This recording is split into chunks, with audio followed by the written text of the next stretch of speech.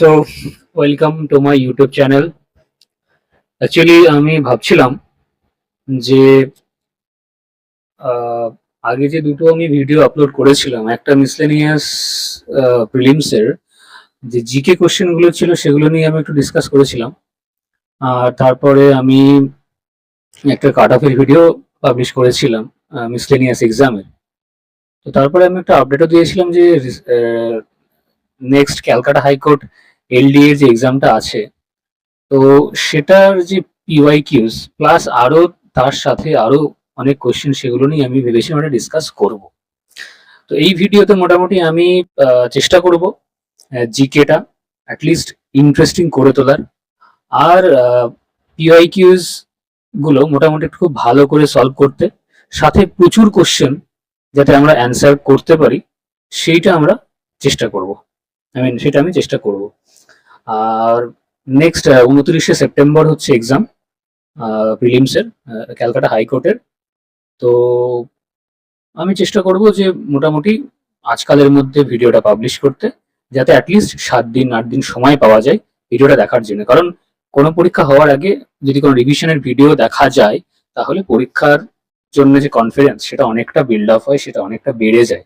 এটা প্রত্যেকের ক্ষেত্রেই সেটা সম্ভব, সেটা হয়। তো ঠিক আছে, তাহলে শুরু করা যাক। First question,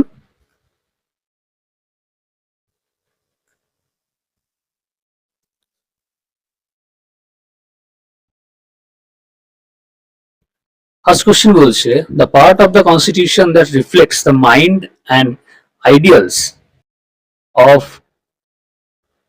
the framers is। কোশ্চেনটা খুবই ভালো কোশ্চেন। সরি, হ্যাঁ ঠিক আছে, এবার ঠিক আছে। একটু টেকনিক্যাল প্রবলেম হচ্ছিল, তো নাও এন্ড গুড। হ্যাঁ, প্রেম্বল। প্রেম্বল বলতে আমরা অ্যাকচুয়ালি কি বুঝি? প্রেম্বল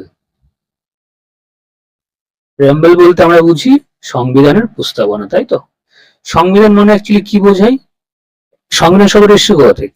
সংবিধানকে আমরা যদি সন্ধি বিচ্ছেদ করে আসে হচ্ছে সম প্লাস বিধান, অর্থাৎ প্রত্যেকের জন্যই সমান বিধান, তাই তো? সমান বিধান, বিধান মানে নিয়ম, নিয়ম কানুন।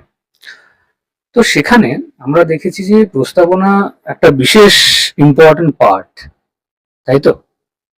এই আমি তো উত্তরটাই বলে দিলাম, যাই হোক। এনিওয়ে, উত্তরটা এখানে হচ্ছে যে প্রিয়াম্বল, ঠিক আছে? প্রিয়াম্বলটা কেন? কারণ এই প্রিয়াম্বলের মাধ্যমেই অ্যাকচুয়ালি সংবিধানটা কি বলছে বা কি বলতে পারে। যেমন আমরা কোনো একটা সিনেমা রিলিজের আগে টিজার দেখতে পাই, ট্রেলার দেখতে পাই, বা কোনো একটা কন্টেন্টস, অ্যাকচুয়ালি প্রিয়াম্বল হচ্ছে কি একটা জিস্ট, সংবিধানের একটা জিস্ট, এই সংবিধানের মধ্যে আমরা কি কি পেতে পারি।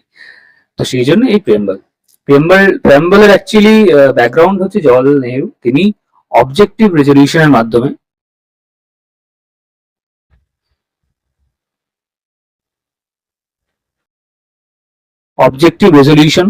ঠিক আছে,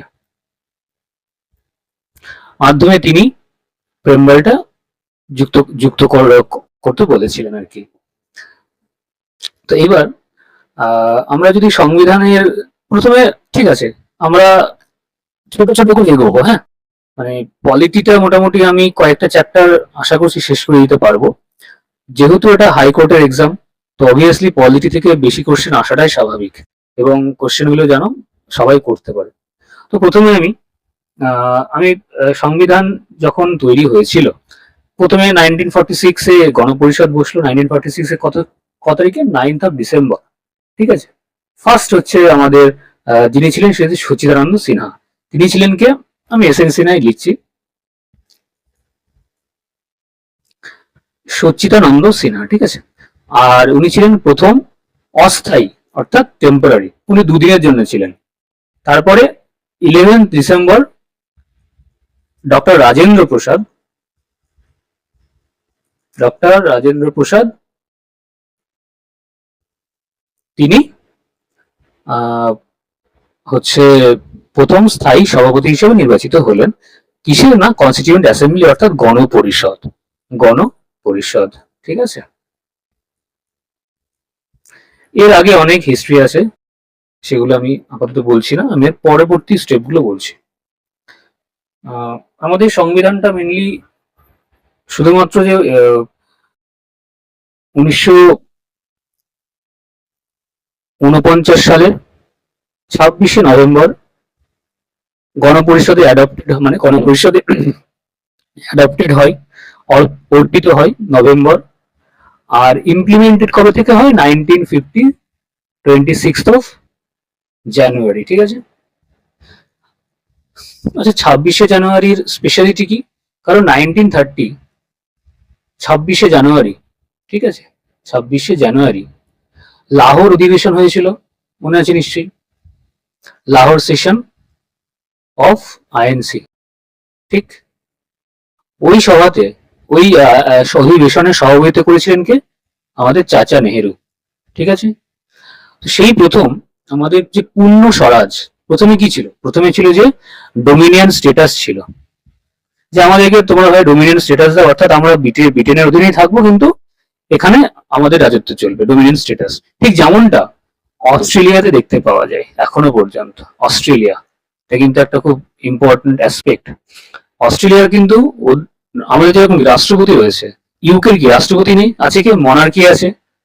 ঠিক, মনার্ক আছে। সিমিলারলি অস্ট্রেলিয়ারও কিন্তু হেড অফ স্টেট কিন্তু মনার্ক, এবং সে কিন্তু ইউকের। ঠিক আছে, ইউকের যে মনার্ক, অস্ট্রেলিয়ারও সেম। আমাদের প্রথম দিকে কি হয়েছে, যে ডমিনেন্স স্টেটাসটা এরকম ভাবেই আমরা ভেবেছিলাম যে ডমিনেন্স স্টেটাস দেওয়া হোক, কিন্তু সেটা ব্রিটিশ সরকার মেনে নেয়নি। তারপরে অনেক আবেদন নিবেদনের পরে আলটিমেটলি 1930 গিয়ে, অ্যাকচুয়ালি এই অধিবেশনটা শুরু হয়েছিল 1929 সালে ডিসেম্বরে। ঠিক আছে। কিন্তু ও তখন গিয়ে আইএনসি ডিক্লেয়ার করলো যে না, আমাদের এরকম স্টেটাসের দরকার নেই, আমরা এবার কি চাই? পূর্ণ স্বরাজ, পূর্ণ স্বরাজ। ঠিক আছে। তো সেই জন্য 1930 সালের 26শে জানুয়ারি রাভি নদীর তীরে,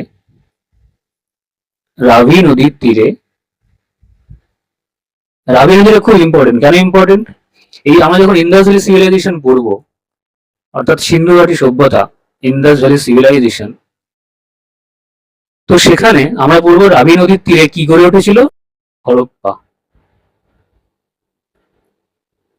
ঠিক আছে। আর ইন্দাস নদীর তীরে কি গড়ে উঠেছিল? মহেঞ্জোদারো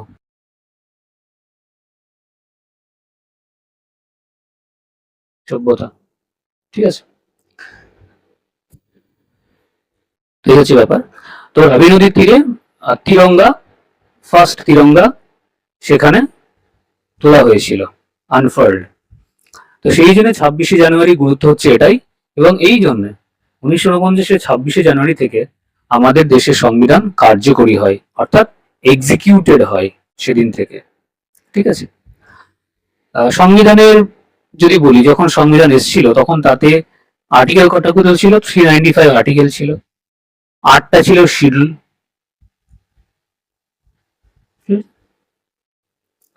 395 আর্টিকেল, আর 8খানা ছিল শিডিউল। আর এখন কতগুলো? 448 হচ্ছে আর্টিকেল আছে, শিডিউল কটা? 12টা। ঠিক আছে। এই শিডিউল মনে রাখার উপায় কি? শিডিউল আমি কি করে মনে রাখবো? এই যে টিয়ার্স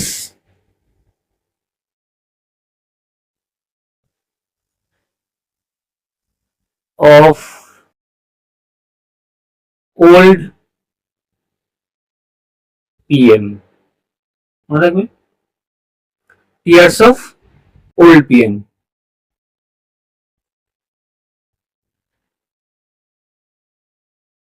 টি মানে কি? টি মানে হচ্ছে টেরিটরি। ওকে। ই মানে কি? এমলিউমেন্টস।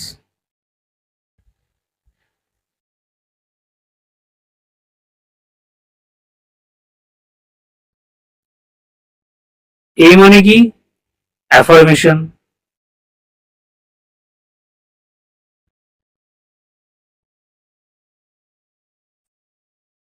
আর মানে হচ্ছে রাজ্যসভা, আর এস লিখলাম। এস মানে শিডিউল্ড এরিয়া, ও মানে আদার শিডিউল্ড এরিয়া, এফ মানে ফেডারালিজম, ফেডারেল স্ট্রাকচার, ও মানে হচ্ছে অফিসিয়াল ল্যাঙ্গুয়েজ, এল মানে হচ্ছে ল্যান্ড, ডি মানে হচ্ছে ডিফিকেশন, পি মানে হচ্ছে পঞ্চায়েত, এম মানে হচ্ছে মিউনিসিপ্যালিটি। তো ব্যাপারটা কি, টেরিটরি মানে কি, যে আমাদের দেশ কতটা সীমাবদ্ধ, মানে এরিয়াটা বোঝায়। India that is Bharat should be union of states. E মানে এমোলিউমেন্টস, অর্থাৎ মাইনে বেতন এসব নিয়ে সরকারি কর্মচারী, বিচার বিভাগ, অ্যাডমিনিস্ট্রেশন, তো তাদের এমোলিউমেন্টস নিয়ে। এ মানে কি অ্যাফার্মেশন, অর্থাৎ শপথ বাক্য পাঠ করানো। আর মানে রাজ্যসভা। এস মানে শিডিউল্ড এরিয়া। শিডিউল্ড এরিয়া মানে কি, আমাদের এমন কিছু স্টেট আছে, 10টা মতো স্টেট আছে, ঠিক আছে। তো সেখানে কিছু ট্রাইবাল জায়গা আছে, সেই ট্রাইবাল জায়গাগুলো রক্ষা করার দায়িত্ব স্টেটের। কেমন কি কি স্টেট আছে, যেমন আছে হচ্ছে ছত্তিশগড়, আছে মহারাষ্ট্র, আছে এমপি, এরকম করে 10টা টোটাল স্টেট আছে, ঠিক আছে। তো সেটা ওই শিডিউল এরিয়াজ এর মধ্যে পড়ে। আর আদার শিডিউল এরিয়ার মধ্যে কি কি পড়ে, এ, এটা কিন্তু খুব ইম্পর্টেন্ট, পরীক্ষা এটা ভালো আসে। এমএমটি মানে কি, এ মানে হচ্ছে আসাম, ঠিক।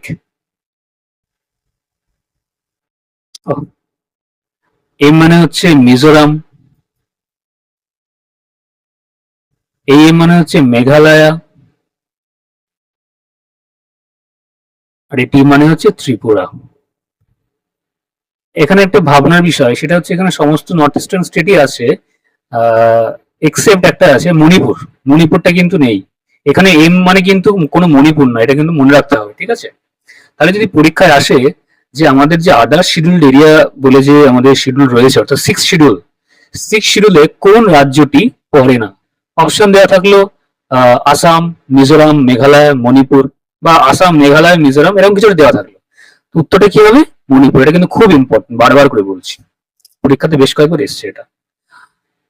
তার আগে অফিসিয়াল ল্যাঙ্গুয়েজ আমাদের আর্টিকেল 343 তে আছে, ঠিক আছে। ও সরি, ফেডারেল স্ট্রাকচার মানে কি, আমাদের যে সেন্টার এবং স্টেট তাদের রিলেশনটা কিরকম হবে, ঠিক আছে। এতে বললাম ল্যান্ড লেভেল, পিতে পঞ্চায়েত, এমতে হচ্ছে মিউনিসিপ্যালিটি। মোটামুটি গেল এটা। এবার প্রস্তাবনার মধ্যে আমি শিডিউলটা মোটামুটি বললাম এইভাবে। এবার যখন যেমন যা কোশ্চেন হয় সেরকম উত্তরগুলো করাবো। প্রস্তাবনার মধ্যে ইম্পর্টেন্ট জিনিস হচ্ছে কি, সার্বভৌম, সমাজতান্ত্রিক, ধর্মনিরপেক্ষ, গণতান্ত্রিক, প্রজাতন্ত্র। এবার এগুলোর মিনিংটা আমি দিয়ে দিয়েছি এখানে। সমাজতান্ত্রিক মানে কি, সম্পদ ন্যায়সঙ্গত বন্টন, অর্থাৎ ওয়েলথ ডিস্ট্রিবিউশন। ধর্মনিরপেক্ষ, রাষ্ট্র এবং ধর্ম নেই, কিন্তু আমাদের কিন্তু কোনো অফিসিয়াল রিলিজিয়ান নেই, কোনো মেজরিটি মাইনরিটি এরকম ব্যাপার নেই। অর্থাৎ আমাদের দেশ সবসময় কি সেকুলারিজম বজায় রাখবে। কোনো দেশ কোনো নির্দিষ্ট ধর্মকে বেশি ইয়ে করবে না, হেল্প করে না, কিছু করবে না, বেশি সাপোর্ট করবে না, এরকম ব্যাপার স্যাপার। কিন্তু হ্যাঁ, তুমি পিচ করতে পারো, তুমি সবকিছু করতে, ধর্ম আচরণে তোমার অধিকার, পূর্ণ অধিকার আছে ধর্ম আচরণে, কিন্তু স্টেট সেটা মানবে না, স্টেট সেটা মানে না, মানে স্টেট সেখানে অ্যাক্টিভলি কোনো ধর্মে পার্টিসিপেট করতে পারবে না।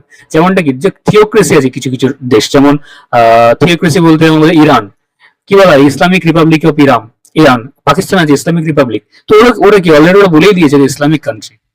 তো যেমন ইউএসএ সংবিধানেও কিন্তু ক্রিশ্চিয়ানিটিকে অনেকটা উপরে রাখা হয়েছে, ঠিক আছে। তো আমাদের দেশ হচ্ছে কি পজিটিভ সেকুলারিজমে বিশ্বাসী।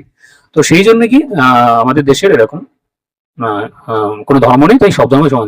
গণতান্ত্রিক মানে কি, যে জনগণের দ্বারা নির্বাচিত প্রতিনিধি সরকার পরিচালনা করবে। ডেমোক্রেসি মানে আমরা এবার ভোট দেবো, আমরা এখানে ইলেক্ট করবো। সিমিলারলি প্রজাতন্ত্র মানে কি, রাষ্ট্রপ্রধান যে থাকবে সে নির্বাচিত হবে। আমাদের প্রাইম মিনিস্টার, আমাদের সবাই হচ্ছে কি নির্বাচিত, আমরা কোনো রাষ্ট্রতন্ত্রের অধীনে নয়। এবং শুধু রাষ্ট্রপ্রধান বলতে যেমন আমরা প্রেসিডেন্টকেই মেনলি বোঝাই। তো প্রেসিডেন্ট যেরকম ইলেক্টেড হন, আমরা তো সিলেক্ট করি না, প্রেসিডেন্ট ইলেক্টেড হন, ভোট দেওয়া হয়, যদিও আমরা ডাইরেক্টলি ভোট দিই না, কিন্তু সেটা এমপি এমএলএ ভোট দেয় এবং তাদেরকে তো আমরাই নির্বাচিত করি। তো এই হচ্ছে ব্যাপার। তবে 1976 সালে 42তম সংবিধান সংশোধনীর মাধ্যমে কিছু পরিবর্তন গেছে, যেখানে এই সমাজতান্ত্রিক ও ধর্মনিরপেক্ষ এই শব্দগুলি যুক্ত করা হয়েছিল, ঠিক আছে। এটা একটা খুব ইম্পর্টেন্ট প্রশ্ন। 42তম সংশোধন, 44তম সংশোধন, হ্যাঁ, তারপরে হচ্ছে 69তম, 61তম, 86তম, 100, 101, এগুলো খুব ইম্পর্টেন্ট। এগুলো একবার করে পড়তে হবে, আমি আস্তে আস্তে এগুলো মনে করিয়ে দেবো। নেক্সট কি বলছে, এই যে আমাদের প্রস্তাবনা নিয়ে অনেক কেসেস হয়েছে, অনেক মামলা হয়েছে। তার একটা কেস হচ্ছে বেরুবাড়ি, যে বেরুবাড়ি ইউনিয়ন কেসে বলেছিল সুপ্রিম কোর্ট যেটি সংবিধানের অংশ নয়, কিন্তু পরবর্তীকালে কেশবচন্দ্র ভারতী কেসে বলা হলো না, এটা basic structure of the constitution, অর্থাৎ এটা নিয়ে কেউ ছেড়ছাড় করতে পারবে না। সিমিলারলি এটাও তাই, এসআর বোম্মাই কেস, ঠিক আছে। Union of India, LIC of India, এটাও সিমিলারলি। আর মিনার্ভা মিল কেসটা যেটা হয়েছিল সেটা হচ্ছে 42তম সংশোধনী যেটা হয়েছিল, তো সেটারই কনস্টিটিউশনাল ভ্যালিডিটি নিয়ে যেটা হয়েছিল, মামলাটা হয়েছিল। তো এখানে মেনলি প্রশ্ন আসে প্রস্তাবনা নিয়ে, যে বিড়িবিড়ি কেসটি কি নিয়ে সম্মিলিত, বা কিশোরানন্দ ভারতী কেস সেটি কি নিয়ে সম্পর্কিত। তো এরকম প্রশ্ন আসে পরীক্ষাতে। তো আশা করবো এরপরে যদি পরীক্ষাতে এরকম প্রশ্ন আসে তাহলে তোমাদের কোনো অসুবিধা হবে না, তোমরা দেখলেই তোমরা উত্তর দিতে পারবে। আমি একটু তাড়াতাড়ি বলার চেষ্টা করছি এই কারণে, কারণ একটু লেন্দি হবে। 50টা কোশ্চেন আছে, প্লাস 50টা কোশ্চেন তো ডিসকাস করবো না, 50টা কোশ্চেন ডিসকাস করতে করতে আরো 500-600টা কোশ্চেন এর মধ্যে চলে আসবে। তো সেই জন্য একটু তাড়াতাড়ি বলার চেষ্টা করছি, ঠিক আছে। Next question. মোটামুটি প্রস্তাবনাটা তাহলে ক্লিয়ার হলো, প্রস্তাবনা ক্লিয়ার হলো এবং শিডিউল ক্লিয়ার হলো, কিছু আর্টিকেলও ক্লিয়ার হয়েছে। এরপরে আমি আস্তে আস্তে নেক্সটে যাচ্ছি। কি বলছে, who was the president of the USA during world war two. World war two কে হয়েছিল? ওয়ার্ল্ড ওয়ার টু 1939 থেকে হয়েছিল 1945, ঠিক আছে। দুটো পাওয়ার ছিল, একটা ছিল কি অ্যাক্সিস পাওয়ার, আর একটা ছিল কি অ্যালাইড পাওয়ার। অ্যাক্সিসের মধ্যে কে কে ছিল? জার্মানি বাবা, আর ছিল কি ইটালি, আর ছিল কি জাপান, ওকে। অ্যালাইডে কে ছিল? ইউএসএ ছিল, ইউএসএসআর ছিল অর্থাৎ রাশিয়া, এখনকার রাশিয়া ছিল। আর কে ছিল? ফ্রান্স ছিল। আর কে ছিল? ইউকে ছিল। আর কে ছিল? চায়নাও ছিল ইনভলভ, ঠিক আছে। অ্যাক্টিভলি ছিল না, বাট ছিল, কারণ সেই সময় তো চায়না ইউকের অধীনে ছিল।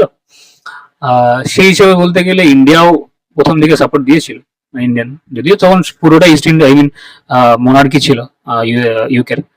ইউএসএ প্রথম দিকে জয়েন করেনি, ও 1941 পরে জয়েন করেছিল, কারণ যে সময় পার্ল হারবার ঘটনাটা ঘটলো, যা আমেরিকার একটা বন্দর ছিল পার্ল হারবার, সেখানে জাপান অতর্কিত হামলা চালিয়েছিল, যার কারণেই অ্যালাইড ফোর্সে জয়েন করেছিল ইউএসএ।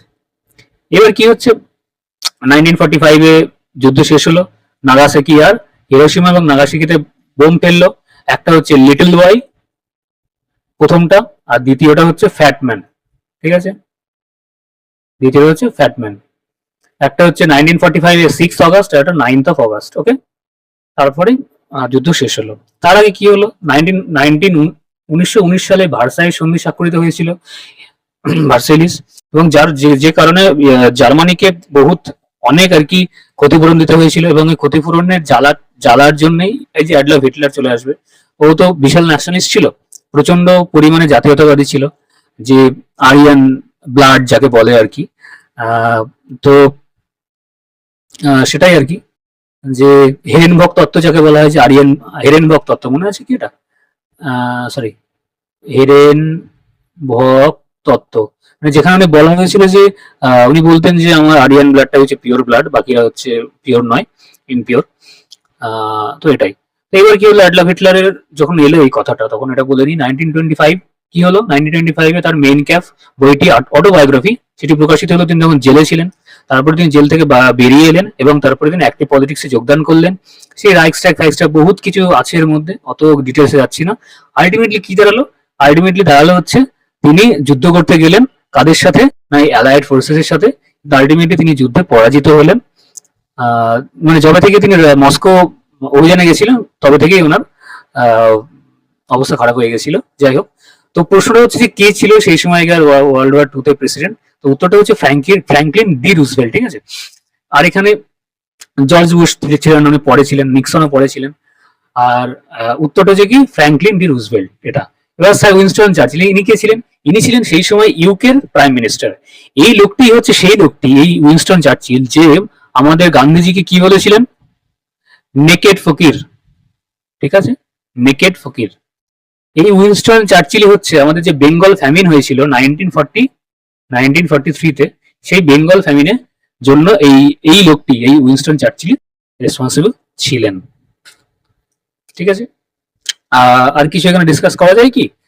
চলো নেক্সট। এই যে আমি যা যা বললাম এখানে বলা হয়েছে, জার্মানি আক্রমণের মাধ্যমে, এই যে সব এখানে দিয়ে দিয়েছি। মোটামুটি একবার করে দেখে নিই ওটা, তাহলে মোটামুটি অনেকটা ক্লিয়ার হয়ে যাবে। আর হ্যাঁ, 1945-এ এখানে লিখছি, 1945-এর পরে কি হলো, ইউএন এর প্রতিষ্ঠা হলো, ইউনাইটেড নেশনস। এটা একটা খুব ইম্পর্টেন্ট দিক ছিল, অ্যাসপেক্ট ছিল দ্বিতীয় বিশ্বযুদ্ধের। কারণ তখন সবাই বুঝে গেছে যে যুদ্ধ করলে কিছু হবে না, যুদ্ধ করলে শুধু খুন খারাপই হবে, আলটিমেটলি কারোর মঙ্গল হবে না। এই দ্বিতীয় বিশ্বযুদ্ধটার জন্য আজকের ইউএসএ হচ্ছে এত ওয়ার্ল্ড অর্ডারে সব থেকে টপে, তার ইকোনমি এত হাই। ঠিক আছে, কারণ ইউএস এর ইকোনমি সেই সময় অতটা বেশি ক্ষতিগ্রস্ত হয়েছিল না যতটা ইউকে হয়ে গেছিল, আর যে কারণে ইউরোপিয়ান ইউনিয়ন ইকোনমি পুরো ধসে গেছিল, কিন্তু ইউএস ইকোনমি মোটামুটি ঠিক জায়গায় ছিল। ঠিক আছে, যাই হোক, তো সেই জন্য আজকে ডলারের এত প্রতিপত্তি এবং ইত্যাদি ইত্যাদি ছোট ছোট ভিডিও আমি বানাবো এখন এইভাবে মোটামুটি কারেন্ট অ্যাফেয়ার্স বা এইসব নিয়ে, জিও পলিটিক্স নিয়ে অন্যদিন। নেক্সট নেক্সট কি, এই ইউএন যখন হয়েছিল তখন সিকিউরিটি কাউন্সিল, ইউএনএসসি, ইউএন এর তো অনেকগুলো হ্যান্ড, উঙ্গা আছে, ইউএনএসসি আছে, ইউনেস্কো আছে, বহুত কিছু আছে। তো তার মধ্যে ইউএনএসসি হচ্ছে এটা ইম্পর্টেন্ট অ্যাসপেক্ট, ইম্পর্টেন্ট একটা সেগমেন্ট। কারণ কি এখানে 5টা মেন মেন দেশ আছে। কি কি দেশ আছে? প্রথমে আছে ইউএসএ, তারপরে আছে ইউকে, তারপরে আছে ইউএসএসআর মানে তৎকালীন ইউএসএসআর, তারপরে কি আছে ফ্রান্স, আরটা কি আছে চায়না। চায়নার অনেক হিস্ট্রি আছে, চাইনিজ রেভলিউশন, সেই চিয়াং কাইশেক, মাও সে তুং, ঠিক আছে, সান ইয়াতসেন। তো সেটা অন্য কোনো প্রশ্ন হিসেবে ডিসকাস করে দেবো ওয়ার্ল্ড হিস্ট্রি নিয়ে। আর চায়না, যাই হোক, তো এবার এই এই 5টা দেশ, এই 5টা দেশের কাছে মেন যে ইয়েটা যে ভেটো পাওয়ার আছে, তারা এখানে কাউকে ঢুকতে দেবে না। ইন্ডিয়া যতই চাক না কেন এই 5টা দেশের সঙ্গে ঠিকঠাক ইয়ে না হলে হবে না, সেটা কোনোদিনই সম্ভব বলে আমার অন্তত মনে হয় না। ঠিক আছে, তো যাই হোক, সেটা যত যদি হয়তো খুবই ভালো, সেটা কিন্তু খুব ডিফিকাল্ট আছে। নেক্সট বলছি কি, the state of Jammu Kashmir was অ্যাকর্ডেড special status under article 370 the constitution. আচ্ছা, আমরা একটা জিনিস ভুলে যাই, সেটা হচ্ছে কি 2019 সালের 5th of August বলা হয়েছে অ্যাব্রোগেশন অফ আর্টিকেল 370। অ্যাব্রোগেশন শব্দটা ঠিক ঠিক নয়, কারণ অ্যাব্রোগেশন বলতে আমরা বুঝি যে ওটা তুলে নেওয়া। অ্যাকচুয়ালি তুলে নেওয়া হয়নি, মডিফাই করা হয়েছিল। কিছু কিছু সেকশন ছিল যেগুলোকে ডিলিট করা হয়েছিল, রিমুভ করা হয়েছিল, এটাই আর কি জিনিস। ওটা কিন্তু 370 কিন্তু অ্যাজ ইট ইজ যেমন তেমনই আছে, কিন্তু ওর যে সাবসেকশন গুলো সেগুলো অনেক মডিফাই করা হয়েছে। ঠিক আছে, এইবার ঘটনা হচ্ছে যে এই যে 370-র মতো এরকম স্পেশাল স্ট্যাটাস কি অন্যান্য রাজ্যের কাছে আছে? অবশ্যই আছে। সেটা কি না, সেটা হচ্ছে আর্টিকেল 371। 371 এর বলে আমরা দেখতে পাই যে কিছু নর্থ ইস্টার্ন স্টেট আছে, এনি স্টেট আছে, আর কিছু গুজরাট, মহারাষ্ট্র বলে কিছু স্টেট আছে, জায়গা আছে। গুজরাট মহারাষ্ট্রের কিছু মানে কমন জায়গা আছে, বর্ডার এরিয়া গুলো আছে। কর্ণাটক তেলেঙ্গানার কিছু বর্ডার এরিয়া আছে, সেসব জায়গাগুলো কিসের এই স্পেশাল স্টেটাসের আন্ডারে পড়ে। কিরকম, যে এই যে অনলি 371 হচ্ছে কি গুজরাট আর মহারাষ্ট্রের মধ্যে পড়ে। ঠিক আছে, এদের কিছু এরিয়াস আছে যেগুলো এই স্পেশাল স্টেটাস। 371A এটা কি নাগাল্যান্ড, নাগাল্যান্ডকে কিছু ওরা দিয়েছে। Similarly A B C D এভাবে করতে করতে জে আছে। জে মানে কি, সেখানে কর্ণাটক আর তেলেঙ্গানা রাজ্যের কিছু একটা অংশ আছে, সেখানে মিজোরামের আছে, মেঘালয়ের আছে। তো এরকম আছে, স্পেশাল স্টেটাস দেওয়া আছে।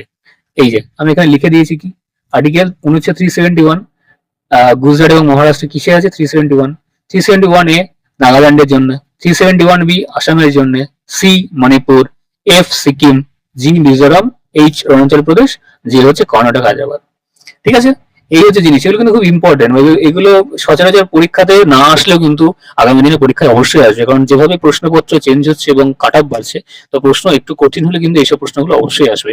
তো পলিটি যখন পড়তে হবে না, একদম পুরো ভালো করে পড়তে হবে পলিটিটা। ঠিক আছে, নেক্সট প্রশ্ন কি বলছে, what was the name of the atom bomb that was dropped in Hiroshima city in Hiroshima. কি বললাম একটু আগে, লিটল বয় আর ফ্যাট ম্যান। তাহলে কি প্রথম ছিল লিটল বয়, আর নাগাসাকি হলে কি হতো? Fat man. কি নাগাসাকি হতো, উত্তর কি হবে? Little boy. ঠিক আছে, আচ্ছা আমরা এর সাথে আমরা কিছু নিউক্লিয়ার ডিজাস্টার সম্পর্কে একটু পড়ি দেখি। নিউক্লিয়ার ডিজাস্টার, প্রথম ডিজাস্টারটা কি ছিল? আমরা দেখেছি চেরনোবিল লিখেছি, সরি চেরনোবিল লিখেছি। কবে হয়েছিল এটা? 1986। কোথায় হয়েছিল? ইউক্রেন, তৎকালীন ইউএসএসআর। ঠিক আছে, তৎকালীন ইউএসএসআর। ওকে, আর ইউএসএসআর ভেঙে গেল আমাদের 1991-এ। এগুলো খুব ইন্টারেস্টিং, জিও পলিটিক্স খুব ভালো জিনিস, ওয়ার্ল্ড হিস্ট্রি যখন আরো পড়বো তখন ভালো লাগবে আরো। এরপরে কি হলো? এরপরে 2011 সালে একটা হয়েছিল, কোথায় না, জাপানে। মনে আছে জাপানে সুনামি হয়েছিল 2011 সালের দিকে, একটা বেশ বড়। এই সুনামির জন্য নেপালের দাইচি বলে একটা জায়গা আছে, দাইচি, তো সেখানে এই জিনিসটা ঘটেছিল, নিউক্লিয়ার ডিজাস্টার। আরো একটা আরো একটা আচ্ছা, এবার আমরা ইন্ডিয়াতে ফিরে আসি।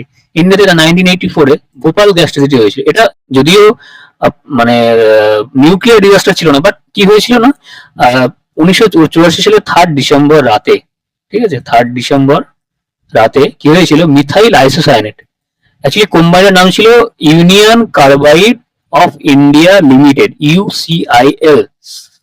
ওরা ওখানে প্ল্যান করেছিল এবং সেখানে এমআইসি, মিথাইল আইসোসায়ানেট বলে একটা গ্যাস তারা মানে উম, এই গ্যাসটা লিক করেছিল। আর লিক করার জন্য কি হয়েছিল, ওখানে সারা পুরো জায়গাটা প্রচন্ড পরিমাণে পলিউটেড হয়ে যায় এবং অনেক মানুষ মারা যায়, এবং পরবর্তীকালে অনেক যাদের বাচ্চা হয় তারাও খুব বিকলাঙ্গ হয়ে জন্ম নেয়। তো এটা আমরা রেলওয়ে ম্যান বলে একটা সিরিজ বেরিয়েছিল, তো ওটা দেখলে দেখা যেতে পারে, ওটাতে এটা মোটামুটি বলা আছে। সেখানে কে কে মেনন খুব ভালো অ্যাক্টিং করেছে। এই আর কি।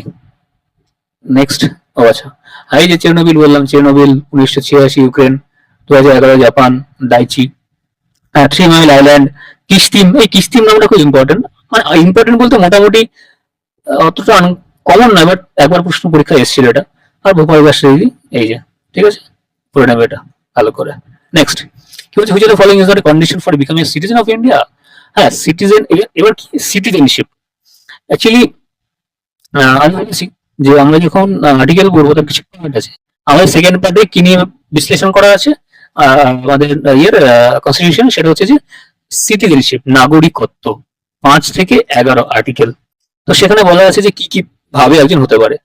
বাই বার্থ হতে পারে। বাই বার্থ মানে কি, কেউ এখানে জন্ম, বাবা মা বা আমরা যেরকম হয়েছি, বাবা মা এখানকার লোক, আমরা জন্মেছি, বাই বার্থ হয়ে গেছি।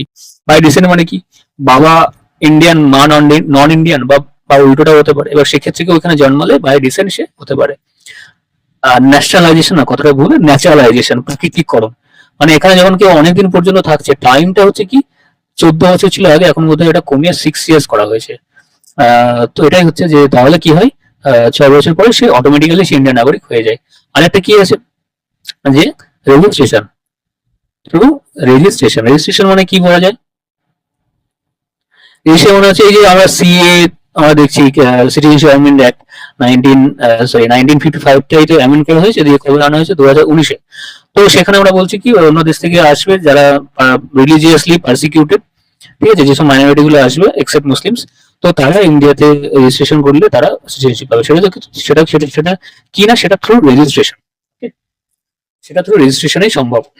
এটা গেল 4টে। আর একটা আছে, সেটা হচ্ছে কি যদি কখনো ভারত কোনো দেশকে অধিগ্রহণ করে নেয় বা কোনো দেশের কোনো অংশে অধিগ্রহণ করে নেয়, সেক্ষেত্রে সেই অংশের নাগরিকরা অটোমেটিক্যালি ইন্ডিয়ান নাগরিক হবে। সেটা হচ্ছে কি, acquiring, acquiring not property, acquiring an area of another country. তাহলে উত্তরটা কি হবে, নট এ কন্ডিশন কি, অ্যাকোয়ারিং প্রপার্টি করলে হবে না, এটা ভুল ভুল আছে, ন্যাশনালাইজেশন, এটা ন্যাচারালাইজেশন হবে, ঠিক আছে। উত্তরটা যদি এরকম থাকে প্রশ্ন, তাহলে দুটোই হওয়া উচিত, কিন্তু এটা যদি ন্যাচারালাইজেশন হয় তাহলে উত্তরটা এটাই হবে। কেউ সিম্পলি প্রপার্টি অ্যাকোয়ার করলে সে থোড়ি না ইন্ডিয়ার নাগরিক হয়ে যাবে। কিন্তু হ্যাঁ, নাগরিক এখন তুমি ইন্ডিয়ার প্রপার্টি, ইন্ডিয়ার ল্যান্ড কিনতে গেলে তোমাকে তো অবশ্যই ইন্ডিয়ার নাগরিক হতেই হবে, তাই না? তো এই হচ্ছে ব্যাপার। তো আমরা আর আর্টিকেলের মধ্যে একটা ইম্পর্টেন্ট আর্টিকেল আছে আর্টিকেল 9। এই আর্টিকেলটা কি, ডুয়াল সিটিজেনশিপ, অর্থাৎ তুমি যদি ইন্ডিয়ান নাগরিক হও এবং তুমি যদি তারপরে অন্য কোনো দেশের নাগরিকত্ব গ্রহণ করো, তাহলে তোমার ইন্ডিয়ান নাগরিকত্বটা অটোমেটিক্যালি ল্যাপস করে যাবে। সিমিলারলি তুমি যদি চাও যে ইন্ডিয়ান নাগরিকত্ব ছেড়ে দেবে, তুমি ছেড়ে দিতে পারো অন্য দেশের নাগরিকত্ব গ্রহণ করলে, রিনাউন্সিং, থ্রু রিনাউন্সিং বলা হয় সেটাকে, ঠিক আছে। তো আর্টিকেল 9 এটাই বলা আছে, ডুয়াল সিটিজেনশিপ তুমি হোল্ড করতে পারো না। আর এই ডুয়াল সিটিজেনশিপ ধারণাটা কোথা থেকে নেওয়া হয়েছে, ব্রিটিশ কনস্টিটিউশন থেকে নেওয়া হয়েছে, ব্রিটিশ কনস্টিটিউশন থেকে। এখান থেকে আর কি কি নেওয়া হয়েছে, পার্লামেন্ট, ঠিক আছে, পার্লামেন্টের ধারণাটা এখান থেকেই নেওয়া হয়েছে। আচ্ছা, এই যে বিচার বিভাগে যে আহ, কি বলবো, স্বাধীনতা, সেটা কোথা থেকে নেওয়া হয়েছে, সেটা নেওয়া হয়েছে ইউএসএ থেকে। এই যে ভ্রাতৃত্ববোধ, ফ্র্যাটার্নিটি, লিবার্টি, এগুলো কনসেপ্ট কোথা থেকে নেওয়া হয়েছে, ফ্রান্স থেকে, ঠিক আছে। এই যে যখন আমরা ফ্রান্সের বিপ্লব হয়েছিল 1789-এ, ঠিক আছে, একটু একটু করে বলে দিচ্ছি, হ্যাঁ।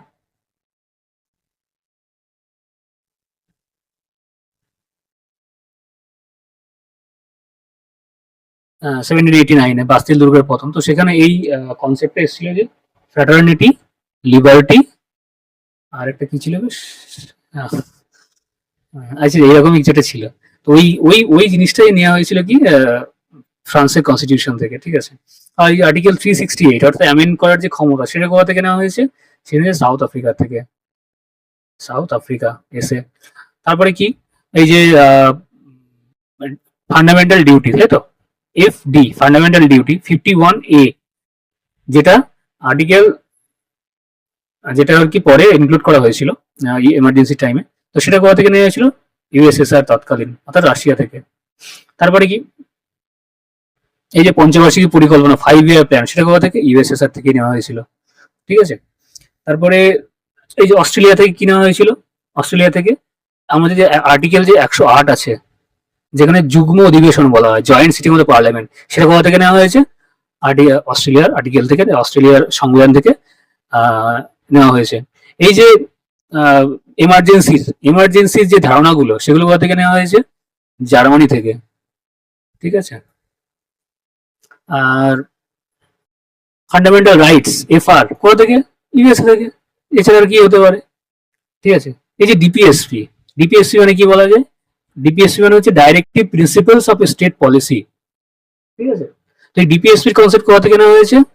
খুব ইম্পর্টেন্ট, আয়ারল্যান্ড থেকে, আইরিশ কনস্টিটিউশন থেকে, ঠিক আছে।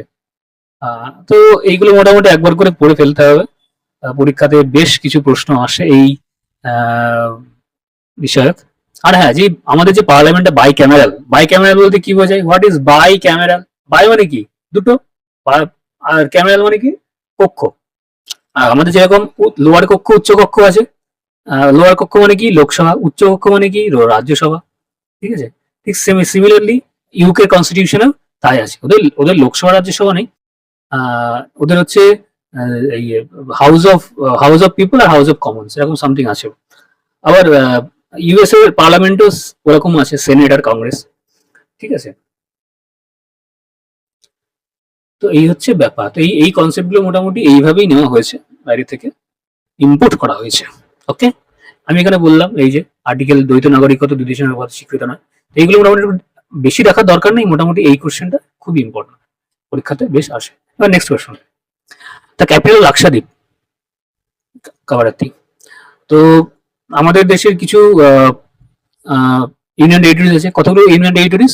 না, প্রথমে ছিল 7টা, তারপরে 2টো অ্যাড হলো, জম্মু কাশ্মীর আর লাদাখ। তারপরে কি একটা মার্জ হলো, অর্থাৎ দামনদিউ আর হচ্ছে দাদরা নগর হাভেলি। কতগুলো হলো? 8টা। এর মধ্যে আমরা যদি আন্দামান নিকোবর দ্বীপপুঞ্জ দেখি, তাহলে এর ক্যাপিটাল কি? Port Blair. কিন্তু পোর্ট ব্লেয়ার যদি অপশন না থাকে, তাহলে কি কি থাকবে পোর্ট ব্লেয়ারের জায়গায়? থাকবে হচ্ছে বিজয়পুরম। অর্থাৎ বিজয়পুরম হচ্ছে নতুন নাম কিসের? না, পোর্ট ব্লেয়ারের। রিসেন্টলি নাম চেঞ্জ করা হয়েছে, বিজয়পুরম। ওকে, আর নেক্সট কোয়েশ্চেন, এই যে বে অফ বেঙ্গল, আন্দামান নিকোবর দ্বীপপুঞ্জ। আর হ্যাঁ, যে যখন যেটা পড়বে না ম্যাপে, সেটা একদম পুরো দেখে নেবে যে কোথায় কোনটা আছে না আছে, তাহলে খুব সুবিধা হবে। দিল্লি, দাদরা হাভেলি, পুদুচেরি, ইত্যাদি ইত্যাদি। Next, an electrical filament is made up of. খুব ভালো প্রশ্ন। কেন ভালো প্রশ্ন? যে এখানে উত্তরটা হচ্ছে কি টাংস্টেন। ওকে, টাংস্টেনের সংকেত কি? ডাব্লিউ। ডাব্লিউ মানে কি? উলফ্রাম বলা হয়, উলফ্রাম, উলফ্রাম, উলফ্রাম। টাংস্টেন কেন? কারণ টাংস্টেনের গলনাঙ্ক অর্থাৎ মেল্টিং পয়েন্ট অনেক হাই, তো সেই জন্য হিটেড বেশি হয় না, ওই জন্য ইলেকট্রিক বাল্বে টাংস্টেন ইউজ করা হয়, ঠিক আছে। তো বলছে which of the following countries has agreed to accept payment of export oil in terms of rupees instead of dollar or any other currency? উত্তর হচ্ছে ইরান। এটা এটা তৎকালীন 2019 সালের প্রশ্ন এটা। তারপরে অনেক দেশই এরকম করেছে, যে লাইক শ্রীলঙ্কা করেছে, ইউএই করছে, রাশিয়া করেছিল, সোয়াপ কারেন্সি সোয়াপ এগ্রিমেন্ট, এরকম অনেক কিছুই করেছিল। এখানে উত্তরটা হচ্ছে ইরান। আচ্ছা, ইরান সম্পর্কে একটু জেনে নিই। রিসেন্টলি তো ইরান ইসরায়েলের মধ্যে অনেক সংঘর্ষ চলছে মিডল ইস্টে, তাই না? জানো নিশ্চয়ই সবাই। ইরানটা কি? থিওক্রেসি। কি না? থিওক্রেসি। এখানে কি ধর্মের উপরে দেশ চলে, ইসলামিক। এর একটা সুপ্রিম লিডার আছে, তার নাম কি? খামেনি। খামেনি। আর প্রেসিডেন্ট আছে, নতুন প্রেসিডেন্ট, মুসলিমের নাম হচ্ছে পিজেক শাইন, এরকম কিছু একটা হবে, পিজেক শাইন এরকম কিছু একটা হবে, নামটা আমার এই মুহূর্তে মনে পড়ছে না। আর হ্যাঁ, আর ইরানের রাজধানী কি? তেহরান, ঠিক আছে। আর মুদ্রা কি দিনার, তাই তো? আচ্ছা, এইবার কি যে রিসেন্টলি যে অ্যাটাক হয়েছে, আহ, ইরান তো প্রক্সি, ইরান কি শিয়া কান্ট্রি, মুসলিম তো দুটো ভাগ, একটা হচ্ছে শিয়া আর সুন্নি। আহ, সেটা যখন হজরত মোহাম্মদ যখন মারা যান, তারপরে ওই কে অ্যাকচুয়ালি উত্তরাধিকার পাবে, তো সেটা নিয়ে আর কি ঝামেলা সূত্রপাত, এবং তার ফলে একটা সেক্ট শিয়া আর একটা সেক্ট হচ্ছে সুন্নি, ঠিক আছে? তো শিয়া ডমিনেটেড হচ্ছে ইরান, আর বাদ বাকি সুন্নি হচ্ছে অন্যান্য, যেমন সৌদি আরবিয়া, যেমন ইউএই, যেমন ইরাক মোস্টলি, কুয়েত, কাতার, সব হচ্ছে কি সুন্নি কান্ট্রি। বাংলাদেশ, ইন্দোনেশিয়া সব ম্যাক্সিমাম সুন্নি, সুন্নিদের সংখ্যা সব থেকে বেশি। তো এই জন্য কি শিয়া সুন্নিদের একটা মিডল ইস্টে লেগেই থাকে, ঠিক? মিডল ইস্টের সবসময় এদের মধ্যে ঝামেলা তৈরি হতেই থাকে। কিছু এদের প্রক্সি গ্রুপ আছে, যেমন হিজবুল্লাহ। হিজবুল্লাহ কোথায় থাকে? না, হিজবুল্লাহ থাকে হচ্ছে লেবানন, ওখানে থাকে। তারপরে কি আর একটা প্রক্সি গ্রুপ হামাস, এই থাকে কোথায়? এ থাকে হচ্ছে গাজাতে, ঠিক আছে? সিমিলারলি কিছু আছে আহ সানাতে, সানা মানে কি ইয়েমেন। তো এর প্রক্সি ওয়ার চলতে থাকে, ডাইরেক্টলি যুদ্ধে ইনভলভ হয় না, কিন্তু এদের কিছু গ্রুপ থাকে, তারা যুদ্ধে ইনভলভ হতে থাকে। তো এই হচ্ছে ব্যাপার। এবার next question, when did the French renaissance took place? উত্তর হচ্ছে কি? না, উত্তর হচ্ছে between 15th and early 17th century. আমি তখন বললাম যে ফ্রেঞ্চ রেভলিউশন সম্পর্কে, 17 ফ্রেঞ্চ রেভলিউশনটা অ্যাকচুয়ালি কেন হয়েছিল? এই যে ফ্রেঞ্চ রেভলিউশন, রেনেসাঁসে যখন প্রশ্ন দিয়েছে, তো রেভলিউশন থেকে প্রশ্ন আসতেই পারে, তাই না? তো ফ্রেঞ্চ রেভলিউশনটা একটু বলে দিই। আগে কি ছিল ফ্রান্সে, আমরা নাম শুনেছি লুই, ষোড়শ লুই, চতুর্দশ লুই, পঞ্চদশ লুই, ষোড়শ লুই। তো সে সময় প্রচন্ড ইকোনমিক, অ্যাকচুয়ালি যত কিছুর সমস্যা, সমস্ত বিপ্লবের ওই ধনী ভার্সেস গরিব, ঠিক আছে? এই হচ্ছে পৃথিবীর যত ঝামেলা, সব হচ্ছে ধনী ভার্সেস গরিব, আর এই জন্যই কমিউনিজমের উৎপত্তি, সরি, এইরকম সমস্ত কিছু কিন্তু এই এটার উপরেই। সিমিলারলি ফ্রান্সে সেই সময় রাজতন্ত্র ছিল, লুই তারা ছিল সেখানে, এবং এত পরিমাণে তারা ইকোনমিক এক্সপ্লয়টেশন করেছিল, যে কারণে প্রচন্ড পরিমাণে ইনইকুয়ালিটি তৈরি হয়েছিল, এবং তার ফলেই কি হলো না, রেভলিউশন তৈরি হলো। তো সেটাই 1789 সালে বাস্তিল দুর্গের পতন হলো। সেই বাস্তিল দুর্গের পতনের মাধ্যমে দিয়ে ফ্রেঞ্চ রেভলিউশন শুরু হলো, সমাপ্ত হলো আর কি। এবং তারপরেই ওখানে কি আসলো, ডেমোক্রেসি সূত্রপাত হলো, এবং সেটাই আর কি ফ্র্যাটার্নিটি, লিবার্টি, এইসবই আর কি ওখানে উৎপত্তি হলো। এর আগে কি হয়েছে, 1776 এ একটা ঘটনা ঘটেছে, 4th জুলাই। কি হয়েছে না, আমেরিকান রেভলিউশন হয়েছিল তার আগে।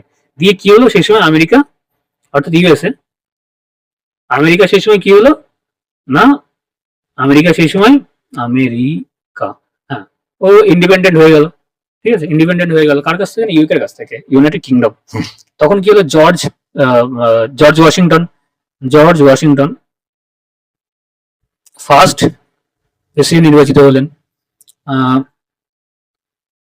তার তার তারপরে কি হয়েছিল, তারপরে হয়েছিল হচ্ছে এটা আমেরিকান রেভলিউশন গেল। হ্যাঁ, তার 1773 সালের বস্টন টি পার্টি হয়েছিল, ঠিক যখন রেগুলেটিং অ্যাক্ট আমাদের দেশে পাস হয়েছিল। ঠিক সিমিলারলি আমি রেগুলেটিং অ্যাক্ট এই সম্পর্কে আমি পরে আলোচনা করবো, আগে মোটামুটি এটা শেষ করে নি। তো এটা গেল আমেরিকান রেভলিউশন, এটা।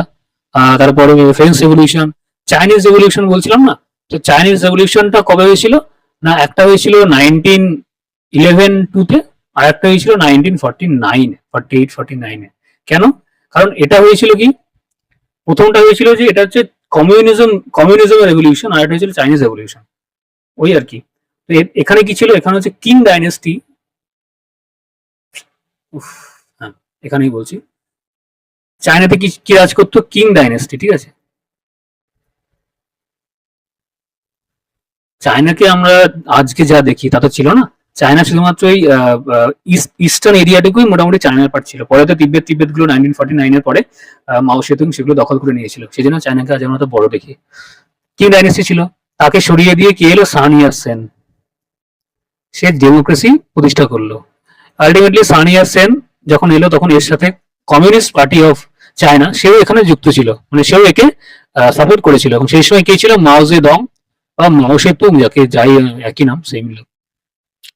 এই লোক আবার এই 1917 একটা ঘটনা ঘটেছিল, রাশিয়ান রেভলিউশন, ঠিক আছে, যার টাইম থেকে সরিয়ে আমাদের যে লেনিন বাবা, লেনিন বাবা তিনি কি করলেন, মানে রাশিয়াতে কি ছিল, জার, CJAR, ঠিক আছে, জারতন্ত্র ছিল, সেই জারতন্ত্রকে সরিয়ে তিনি সেখানে রাজতন্ত্র সরিয়ে তিনি কমিউনিজমটা তিনি ওখানে নিয়ে এলেন। অ্যাকচুয়ালি কার্ল মার্কস তো কমিউনিজমের প্রবক্তা, কিন্তু সেটাকে ফার্স্টলি মানে অ্যাপ্লাই করেছিলেন কে, না এই লেনিন। কার্ল মার্কসের দুটো বই আছে, দাস ক্যাপিটাল এবং হচ্ছে কমিউনিস্ট ম্যানিফেস্টো, তো সেটারই আর কি অ্যাপ্লিকেশন করে দেখিয়েছিলেন লেনিন। তো তারপরে জারতন্ত্রকে হারিয়ে কি করলো, কমিউনিজম প্রতিষ্ঠা করলো। 1994 লোকটা মারা গেল, তারপরে কে এলো, স্ট্যালিন এলো। এই আমাদের যে মাও জেদং, এ আবার এই স্ট্যালিনের দ্বারা, সরি, লেনিনের দ্বারা খুব ইন্সপায়ার্ড হয়ে গেছিল, খুব মোটিভেট হয়ে গেছিল আর কি, যে ভাই তুমি করেছো, আমিও দেখাবো মজা। তো তারপরে এই মাও জেদং কি করলো, ও হচ্ছে আস্তে আস্তে সানি ইয়াতসেনের বিরোধী হয়ে ওঠা শুরু করলো। আলটিমেটলি সানি ইয়াতসেন মারা গেল, তারপর কি এলো, চিয়াং কাইশেক বলে একজন, ঠিক আছে। তখন কিন্তু মোটামুটি চায়নাতে ডেমোক্রেসি আস্তে আস্তে কিন্তু আসছে, কিন্তু তখন এদের মধ্যে ঝামেলা শুরু হলো। তবে কি, কমিউনিস্ট আর মাও জেদং সে কমিউনিজমের প্রবক্তা, মানে কমিউনিজম ব্যবহার করতেন। আজকে যেটা আমরা, যাই হোক, তো এইবার নেক্সটে কি হলো, যে 1949 কোথায় গেল, এবার কি হচ্ছে, 1945 এর পর থেকে এদের মধ্যে ঝামেলা শুরু হলো, যুদ্ধ শুরু হলো, এবং সেই যুদ্ধে মাও জেদং এর জেতার কথা ছিল না, কিন্তু চিয়াং কাইশেক একটু লাইটলি নিয়ে নিয়েছিলেন, যে কারণে তাকে হারতে হলো। এবং হারার ফলে তিনি ফর্মোসা দ্বীপ, মনে করে নামটা এরকম সমস্যা লাগছে, ফর্মোসা দ্বীপ, আমরা কিন্তু পুরনো কোনো ম্যাপে এইটা সম্পর্কে ফর্মোসা বলে আমরা জেনেছি, মানে দেখেছি। অ্যাকচুয়ালি ফর্মোসা এখন যেটা নাম হচ্ছে তাইওয়ান, ঠিক আছে, সেখানে চলে যায়। এবং অ্যাকচুয়ালি প্রথমে নাম কি ছিল, যে রিপাবলিক অফ চায়না, ROC, আর কি আর একটা হচ্ছে কি PRC, People's Republic of China. তো অ্যাকচুয়ালি ROC টা চলে গেল কোথায়, তাইওয়ানে, আর PRC টা চলে গেল কোথায়, না চায়নাতে। 1949 এ মোটামুটি মাও জেদং এর রাজ প্রতিষ্ঠা হলো চায়নাতে, তিনি প্রেসিডেন্ট হয়ে গেলেন, PRC অর্থাৎ People's Republic of China president. এই হচ্ছে ব্যাপার। তো মোটামুটি এইটুকু একটু মাথায় গেঁথে নিলেই হলো। তারপরে দেখবো আমরা কালচার রেভলিউশন হয়েছিল 1956 এর পর থেকে। তারপরে আমরা দেখবো যে 1980s পর থেকে কি করে চায়না আজকের চায়না হয়ে উঠলো, সেটা পরে অন্য কোনো দিন দেখা যাবে। মোটামুটি আজকের এইটুকুই আর কি, এইটুকুর মধ্যেই থাক, সীমাবদ্ধ থাক। পরের প্রশ্ন, এই যে পার্থিনাতে বলে কি কি ছিল, আমি এগুলো বলা হয়নি। তো মোটামুটি সাহিত্য কেন্দ্র দেখে নিও, ভালো লাগবে পড়তে। যে ব্যাসিলে মানুষ ও নাগরিকের অধিকার ঘোষণা হয়, ব্যাস। Next question. This is the permanent seat of New Delhi. Supreme Court can also mean that any other major city of any other place that is declared by the Chief Justice of India in a constitutional president. কত, এটা হচ্ছে article 130, ঠিক আছে, supreme court, ঠিক আছে। Supreme কোর্টে কতগুলো বিচারপতি থাকেন, বিচারপতি 33+1, ওয়ান হচ্ছে chief justice of India. Supreme কোর্টের কি কাজ, সুপ্রিম কোর্টের কাজ হচ্ছে যে কোনো লোয়ার কোর্টে কোনো কেস উপরে এলে, মানে সেটা কনস্টিটিউশনাল ভ্যালিডিটি বা আপিল বা রাজ্য বা স্টেটের মধ্যে কোনো ঝামেলা, রাজ্য বা সেন্টারের মধ্যে কোনো ঝামেলা, সেটা ইয়ে করা, অ্যাপিলেট, ঠিক আছে। আর হচ্ছে কি, যে আলটিমেট যে আমাদের যে কনস্টিটিউশন, সেই কনস্টিটিউশনকে আলটিমেটলি ইন্টারপ্রেট কে করবে, না সুপ্রিম কোর্ট, ঠিক আছে। এই হচ্ছে সুপ্রিম কোর্টের মোটামুটি কাজ। নেক্সট কি আছে দেখা যাক। এই সুপ্রিম কোর্টের মূল বৈশিষ্ট্য কি, 1950 প্রতিষ্ঠিত হয়েছিল। আইনগত সামাজিক মতামত, সুপ্রিম নাগরিকের মৌলিক অধিকার, খুব ইম্পর্টেন্ট। এই যে আমাদের রিট পিটিশন ফাইল হয়, ঠিক আছে, রিট পিটিশন, আমি এটা পরে আমি ডিসকাস করে দেবো যে 5টা রকমের রিট হয় কি কি, তো সেটার মধ্যে এই জিনিসটা পড়ে। তো কারোর যদি মৌলিক অধিকার ক্ষুণ্ণ হয়, তাহলে সেটাকে দেখবে না, সুপ্রিম কোর্ট দেখবে। সরকারি হচ্ছে আপিল আদালত, বললাম নিম্ন থেকে আপিল আসে সিদ্ধান্ত। এবার কে মুখ্য বিচারপতি 34 জন বলে দিয়েছি, ব্যাস, দিল্লিতে অবস্থিত। আর আমাদের 72 পিরিয়ড কয় বছর ছিল, 1773-তে রেভিনিউ অ্যাক্টের মাধ্যমে প্রতিষ্ঠা হয়েছিল। ফার্স্ট কে ছিল কলকাতা প্রতিষ্ঠা হয়েছিল, ক্যালকাটা, তৎকালীন ক্যালকাটা, ঠিক আছে। আর স্যার এলিজা ইম্পে ছিলেন প্রধান বিচারপতি, স্যার এলিজা ইম্পে। ওকে, নেক্সট প্রশ্ন, which of the following waves can propagate in vacuum? Radio waves, light waves, X-ray, or electric waves? Radio wave কি? Electromagnetic wave, EMW. লাইট ওয়েভসও তাই, এক্সরেও তাই, কিন্তু আল্ট্রাসনিক এর মিডিয়াম লাগে। তাহলে কি হবে? 1, 2 and 3, এটা উত্তর। আল্ট্রাসনিক ওয়েভ হচ্ছে মিডিয়াম লাগে, এর 20,000 হার্টসের বেশি এর কম্পাঙ্ক, ঠিক। আর হচ্ছে যে এর মিডিয়াম লাগে, বাকিগুলো কি মিডিয়াম ছাড়াই চলতে পারে। এক্সরে কে আবিষ্কার করেছিল? আমাদের রনজেন সাহেব, ঠিক আছে, আমাদের রনজেন সাহেব আবিষ্কার করেছিল X ray. Okay, next, the smallest unit of information a computer can understand and process. ভালো প্রশ্ন। কম্পিউটার এটা খুব বেসিক একটা প্রশ্ন, যে সব থেকে ক্ষুদ্রতম কি? ক্ষুদ্রতম হচ্ছে যে বাইট। আমি একবার করে বলে দিচ্ছি জিনিসটা কি। বাইট হচ্ছে ক্ষুদ্রতম, বিট বললাম, বিট। তো 4 বিটে হয় 1 নিবল, 1 নিবল। 8 বিটে কি হয়? 8 বিটে হবে 1 বাইট। তারপরে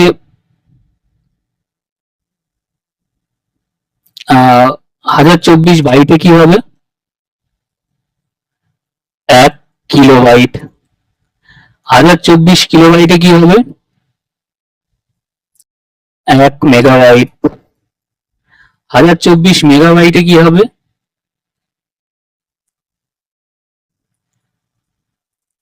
1 গিগাবাইট। 1024 গিগাবাইটে কি হবে? 1 টেরাবাইট। 1024 টেরাবাইটে কি হবে? 1 পেটাবাইট। ঠিক আছে, এই কটা মনে রেখে দিও, তাহলে পরীক্ষায় উত্তর করতে সুবিধা হবে। ঠিক আছে, নেক্সট প্রশ্ন, বন্দে মাতরম ইজ টেকেন ফ্রম, অবশ্যই আনন্দমঠ। কে লিখেছিলেন? ঋষি বঙ্কিমচন্দ্র চট্টোপাধ্যায়, বঙ্কিম দা আমাদের। ওকে, চট্টোপাধ্যায়।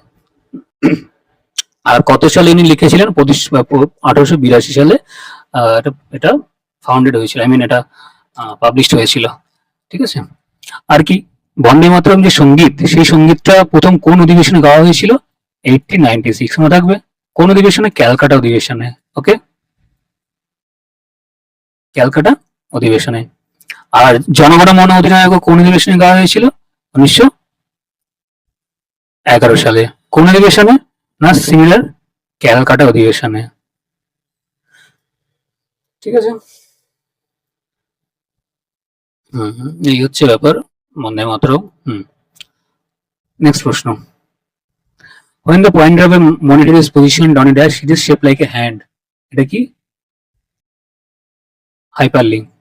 হাইপারলিঙ্ক করতে গেলে আমাদের হ্যান্ডের মতো জিনিসটা আসে। ঠিক আছে, আর হ্যাঁ, কম্পিউটারে কিছু শর্টকাট কি মনে রাখা প্রয়োজন, সেগুলো একবার পড়ে নিও পরীক্ষার জন্য। Simple basic, control C, control B, এগুলো তো আমরা জানি। কন্ট্রোল এক্স, কন্ট্রোল এস, এই সিমিলার যেগুলো হয়। উইন্ডোজ থেকে রিফ্রেশ বাটন, মোটামুটি এগুলো একবার করে দেখে নিও। From which part of the plant is potato obtained? Potato কি? স্টেম, মানে কি কাণ্ড। ঠিক আছে, আচ্ছা, আমি যদি বলি গাজর বা যদি বলি মূলো, সেগুলো কি? সেগুলো হচ্ছে রুট। ঠিক আছে, সেগুলো হচ্ছে কি? রুট, শিকড়।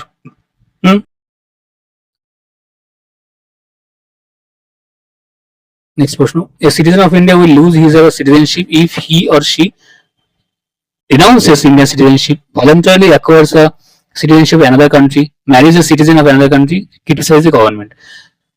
যদি প্রথমটা অবশ্যই renounces Indian citizenship, একদম ডুয়েটটাও ঠিক আমি বলেছিলাম, তাদের বলেছি এগুলো। ম্যারিজ a citizen, না, একদমই না। criticizes the government, no. তাহলে কি হবে? 1 and 2, 1 and 2, ডি উত্তর হবে। ঠিক আছে, সিটিজেনশিপ নিয়ে বলেছি। Next, filaria is a disease. Actually filaria মানে কি? এলিফ্যান্টিসিস। ঠিক আছে, এলিফ্যান্টিসিস।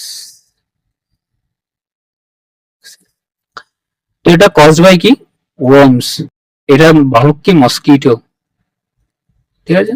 আচ্ছা, ভাইরাস দ্বারা কি কি ইয়ে হয়? কলেরা, কি ভিব্রিও কলেরি জানি আমরা। এইচআইভি ভাইরাস হয়। ঠিক আছে, এটা আরএনএ ভাইরাস। ভাইরাস দু ধরনের, আরএনএ আর ডিএনএ। আরএনএ ভাইরাস খুব মিউটেট করতে পারে খুব তাড়াতাড়ি, যেমন কোভিড। কোভিড কি, ও হচ্ছে আরএনএ ভাইরাস, ও নিজেকে তাড়াতাড়ি মিউটেট করে, এই জন্য ওর ভ্যাকসিন পাওয়াটা খুব কঠিন হয়ে যাচ্ছিল। ডিএনএ ভাইরাসে ভ্যাকসিন কোনো সমস্যা হয় না। আর কি কি, এবার মস্কিটোর মধ্যে বাহক এরকম কি, যেরকম ডেঙ্গি রোগ হয়। ডেঙ্গি কার কার দ্বারা ইয়ে হয়? Aedes aegypti. ঠিক আছে, ইজিপ্টাই এরকম যেটা হবে। যেরকম ম্যালেরিয়া, ম্যালেরিয়াটা এই মশা এই রোগ নিয়ে বেড়ায়, প্লাজমোডিয়াম এই ভাইরাস থাকে, তার মধ্যে প্লাজমোডিয়াম ভাইরাস। ঠিক আছে। টিউবারক্লোসিস, টিবিটা কি, টিবিটাও একটা ভাইরাস। আর এই হচ্ছে মোটামুটি প্রশ্ন। ঠিক আছে, নেক্সট। ও, ম্যালেরিয়া, ম্যালেরিয়া কি, এই যে পরজীবী রোগ, প্লাজমোডিয়াম বলেছি, প্রধান রোগ স্ত্রী অ্যানোফিলিস মশা, স্ত্রী অ্যানোফিলিস মশা। ডেঙ্গু কি, এডিস ইজিপ্টাই, এডিস ইজিপ্টাই। ঠিক আছে। চিকেনগুনিয়া, এটাও কি এডিস মস্কিটো এডিস ইজিপ্টাই বহন করে নিয়ে। জিকা ভাইরাস, এটাও মোটামুটি সিমিলারলি, মোটামুটি একই রকমেরই হয়, এদিক ওদিক বেশি একটু কম বেশি হয় এরকম। নেক্সট প্রশ্ন। From which of the following Upanishads were the words Satyameva Jayate on the state symbol taken? মন্ডক Upanishad. আচ্ছা, উপনিষদটা অ্যাকচুয়ালি কি? আমরা যখন বেদিকেস পড়বো, বেদিকেস কত থেকে কত, 1500 বিসি থেকে 600 বিসি, তার মধ্যে 1500 থেকে 1000, এটা হচ্ছে কি বলা হয়? এটাকে বলা হয় আর্লি বেদিকেস 90, আর তারপরে 1000 থেকে 600 কে বলা হয় ল্যাটার বেদিকেস, ল্যাটার বেদিকেস। ওকে। তো এইবার বেদিকেজের যেটা জিনিস ছিল সেটা হচ্ছে যে আরিয়ান। এই আরিয়ান কোথা থেকে এসেছিল সেটা নিয়ে অনেক দ্বন্দ্ব আছে। যেটা মেনলি যে থিওরি বলা হয় সেটা হচ্ছে আরিয়ানরা কি ছিল, সেন্ট্রাল এশিয়ার লোক ছিল, তারা ইন্ডিয়াতে এসেছিল। ঠিক আছে, তৎকালীন ইন্ডিয়াতে। তো এবার তখন থেকে আর কি আরিয়ান ইনভেশন যাকে বলা হয়। এইবার বেদিকেজের মেন যে জিনিস, যে লিটারেচার, সেই লিটারেচার হচ্ছে কি বেদাস। সেই লিটারেচার হচ্ছে কি বেদাস। ব্রাহ্মণাস আছে, আরণ্যকস আছে, আর আছে কি উপনিষদ। এইভাবেই জিনিসটা এসেছিল পরপর পরপর পরপর। ঠিক আছে। উপনিষদ অ্যাকচুয়ালি কি, এই যে বেদার একদম শেষে চলে যাচ্ছে, বেদের অন্ত, এটাকে বলা হয় উপনিষদ, বেদান্ত যাকে বলা হয়। এই বেদান্তই হচ্ছে, বেদান্ত ফিলোসফিতে কে ছিলেন? স্বামীজি, আমাদের স্বামী বিবেকানন্দ। ঠিক আছে। এইবার বেদের কি, বেদের চারটে জিনিস, চারটে সেগমেন্ট, একটা ঋগ, সাম, ইয়জুর, আর এটা কি আথার্ব। ঋগ সাম হচ্ছে সব থেকে ওল্ডেস্ট। ঠিক আছে। এটাতে কি আছে? 1028টা হিমস আছে, হিমস অ্যান্ড প্রেয়ার্স। ওকে। সাম মানে কি, সং মানে গান, গ্রন্থ, অর্থাৎ মিউজিক্যাল, মিউজিক্যাল বিভিন্ন তত্ত্ব এখানে আছে, মিউজিক্যাল কিছু। ইয়জুর, ইয়জুর মানে কি যজ্ঞ, যজ্ঞ মানে কি স্যাক্রিফাইস, তার মানে কি স্যাক্রিফিশিয়াল কিছু হিমস এর মধ্যে দেখা যায়। অথর্ব, অথর্ব মানে কি, অথর্ব বাংলায় যাকে বলে আমরা অথর্ব, অথর্ব মানে কি যার মধ্যে প্রাণ নেই, যে ডেড, অর্থাৎ তাকে জাগিয়ে তোলা, বা কেউ মারা গেছে তাকে জাগিয়ে তোলা। তার মানে অথর্ব মানে কি হবে? Magical, magical spells. ঠিক আছে, ম্যাজিক্যাল স্পেলস অথবা ডিজিজ, অর্থাৎ এখানে ওই কিছু ওষুধ, মেডিসিন, সেটাও এর মধ্যে চলে আসছে। ঠিক আছে, ম্যাজিক্যাল স্পেল, মেডিসিন, সেটা নিয়ে হচ্ছে অথর্ববেদা। তাহলে জিনিসটা বোঝা গেল যে চারটে জিনিস, এই যে চারটে সেগমেন্ট ঋগ, সাম, যজুর, অথর্ব, তো সেগুলোর কি কাজ এবং আই মিন তারা অ্যাকচুয়ালি কি, ঠিক আছে। এবার বেদিকে যে প্রথম যখন বেদিকে এসেছিল অর্থাৎ নব্য, আই মিন আর্লি, তো সেক্ষেত্রে কি ছিল না, সমাজটা কিরকম ছিল, ম্যাট্রিয়ার্কাল টাইপের ছিল, ঠিক আছে, ম্যাট্রিয়ার্কাল। কিন্তু যত এই ল্যাটারের দিকে গেছে পরের দিকে, তত এটা পিতৃতান্ত্রিক হয়ে হয়ে উঠেছে। এবার কি আরেকটা কি কোশ্চেন করা যায়, সেই সময় কি গ্রাম, ঠিক আছে, সভা, যোজন ইত্যাদি বিভিন্ন কনসেপ্ট তখন ছিল আর কি। আর কি কি গডস, এই ভগবান, এই গডস এর ধারণাটা কি ছিল সেই সময়, প্রকৃতিকে পূজা করতো। প্রকৃতি, প্রকৃতি মানে কি সান, প্রকৃতি মানে কি বায়ু, বায়ু মানে কি পাওয়ান, ঠিক আছে, প্রকৃতি মানে কি ইন্দ্রদেব, আগুন, ঠিক আছে, অগ্নি, এদেরকে সেই সময় পুজো করা হতো। আস্তে আস্তে আহ, ধীরে ধীরে ধীরে ধীরে যখন লেটার বেরিয়ে যে এসছে, তখন ভগবান পরেশ আর কি, আই মিন মানে শিবজিতে রূপান্তরিত হয়েছে, শিবার আস্তে আস্তে ঢুকতে শুরু করেছে সেই সময়, ঠিক আছে। তো এই গেল হচ্ছে মোটামুটি বেদিক এজের একটা কনসেপ্ট। এইগুলো যদি মনে রাখা যায় খুব ভালো। আর হ্যাঁ, উপনিষদ, উপনিষদ কতগুলো উপনিষদ আছে, টোটাল 108টা উপনিষদ আছে, ঠিক আছে। আহ, এই হচ্ছে ব্যাপার। আচ্ছা, আমি কি, হ্যাঁ তাহলে আরেকটু বলেই দিই। ইন্দাস ভ্যালি সিভিলাইজেশন তখন আমি বলছিলাম, ইন্দাস ভ্যালি সিভিলাইজেশনে কি হয়েছিল, আহ, প্রথমে হচ্ছে কি 1921-এ হরপ্পা, তাই তো, আর 1922-তে মহেঞ্জোদারো। এটা হচ্ছে রাখাল দাস বন্দ্যোপাধ্যায়, এটা হচ্ছে রাখাল দাস বন্দ্যোপাধ্যায়, আর ডি ব্যানার্জি, আর এটা হরপ্পা হচ্ছে দয়ারাম সাহানি, ঠিক আছে। উফ, যাই হোক, তারা আবিষ্কার করেছিলেন জন মার্শাল।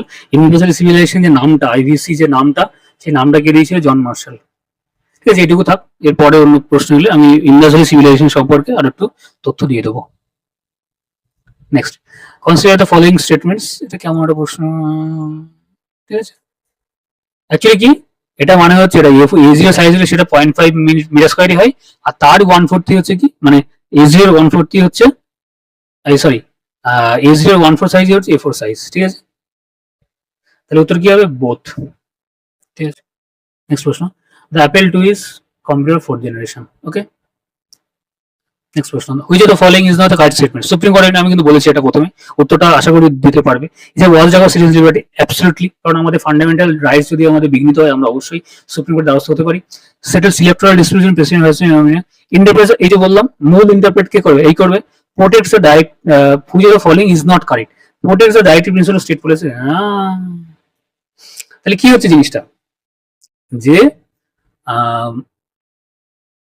ডিপিএসপি, আমরা যখন ডিপিএসপি পড়েছি, আই মিন 51-এ, ডিপিএসপি কোথায় আছে, ডিপিএসপি কোথায় আছে, ডিপিএসপি আছে যে আর্টিকেল 36 থেকে 51, তাই তো, এর মধ্যে ডিপিএসপি আছে, অর্থাৎ directive principle of state policy, যেটা আয়ারল্যান্ডের আইরিশ কনস্টিটিউশন থেকে নেওয়া হয়েছে, ওকে। এইবার সেগুলো কি, সেগুলো হচ্ছে জাস্ট ডেসক্রিপশন, কিন্তু সেগুলো কিন্তু নন জাস্টিফায়েবল, ঠিক আছে। মানে সেগুলো মানুষকে কিছু অধিকার দেওয়া আছে সেই জায়গায়, কিন্তু তুমি যদি সেগুলো পালন না করো, বা স্টেট যদি সেগুলোকে পালন না করে, তাহলে তার এগেনস্টে তুমি সুপ্রিম কোর্টে যেতে পারো না। এটা একটা বিশাল দিক। এই যে আর্টিকেল 44 কি বলছে না, ইউসিসি অর্থাৎ ইউনিফর্ম সিভিল কোড, কিন্তু ইউনিফর্ম সিভিল কোড তো আমাদের দেশে নেই, কিন্তু তুমি তার জন্য তুমি সুপ্রিম কোর্টে যদি যাও গিয়ে, হ্যাঁ স্যার নেই, এই হচ্ছে না, তো তুমি কিন্তু সেভাবে তুমি মানে সেটার এগেনস্টে সুপ্রিম কোর্ট কিন্তু কোনো অর্ডার জারি করতে পারবে না স্টেটের উপরে, ঠিক আছে, মানে কোনো অর্ডার, সার্কুলার দিতে পারে বা কোনো অ্যাডভাইস দিতে পারে, তাই এর বেশি সুপ্রিম কোর্ট করতে পারবে না। তো এই যে ডিপিএসপির মধ্যে কিছু কিছু জিনিস ছিল, যেমন আর্টিকেল 40-তে ছিল কি, আর্টিকেল 40-তে ছিল যে পঞ্চায়েত, এই পঞ্চায়েত আর্টিকেল 40-তে ছিল বলে পরবর্তীকালে সেটা আমরা 11 শিডিউলে যোগ করেছি থ্রু 73rd কনস্টিটিউশনাল অ্যামেন্ডমেন্ট 1991, ঠিক আছে। তো ডিপিএসপি ছিল বলে আমরা সেটা ইমপ্লিমেন্ট করেছি। তো এরকম ডিপিএসপি তো এমন অনেক কিছু আছে, ইউসিসি হয়তো আস্তে আস্তে সেটা হতেও পারে, আমি জাস্ট বললাম। তো জিনিসটা হচ্ছে কি, যে এই ডিপিএসপি জিনিসটা নন জাস্টিফাইবল, অর্থাৎ এটার ভঙ্গ হলে তুমি সরকারের তুমি সুপ্রিম কোর্টে আবেদন করতে পারো না। Okay, next, the state that have common border with China. Common border with China কি আছে? জম্মু কাশ্মীর আছে, লাদাখ। জম্মু কাশ্মীর লাদাখের অংশভূত অবশ্যই, মানে ছিল যখন। হ্যাঁ অবশ্যই আছে। আসাম আছে, না সরি, অরুণাচল প্রদেশ আছে, হিমাচল প্রদেশও আছে, তাই তো? তাহলে কি বলছে? কমন বর্ডার 134 হচ্ছে কি 134 134। আসাম কিন্তু নেই, আমরা দেখতে পারি এখানে, এখানে এইটা না হলেও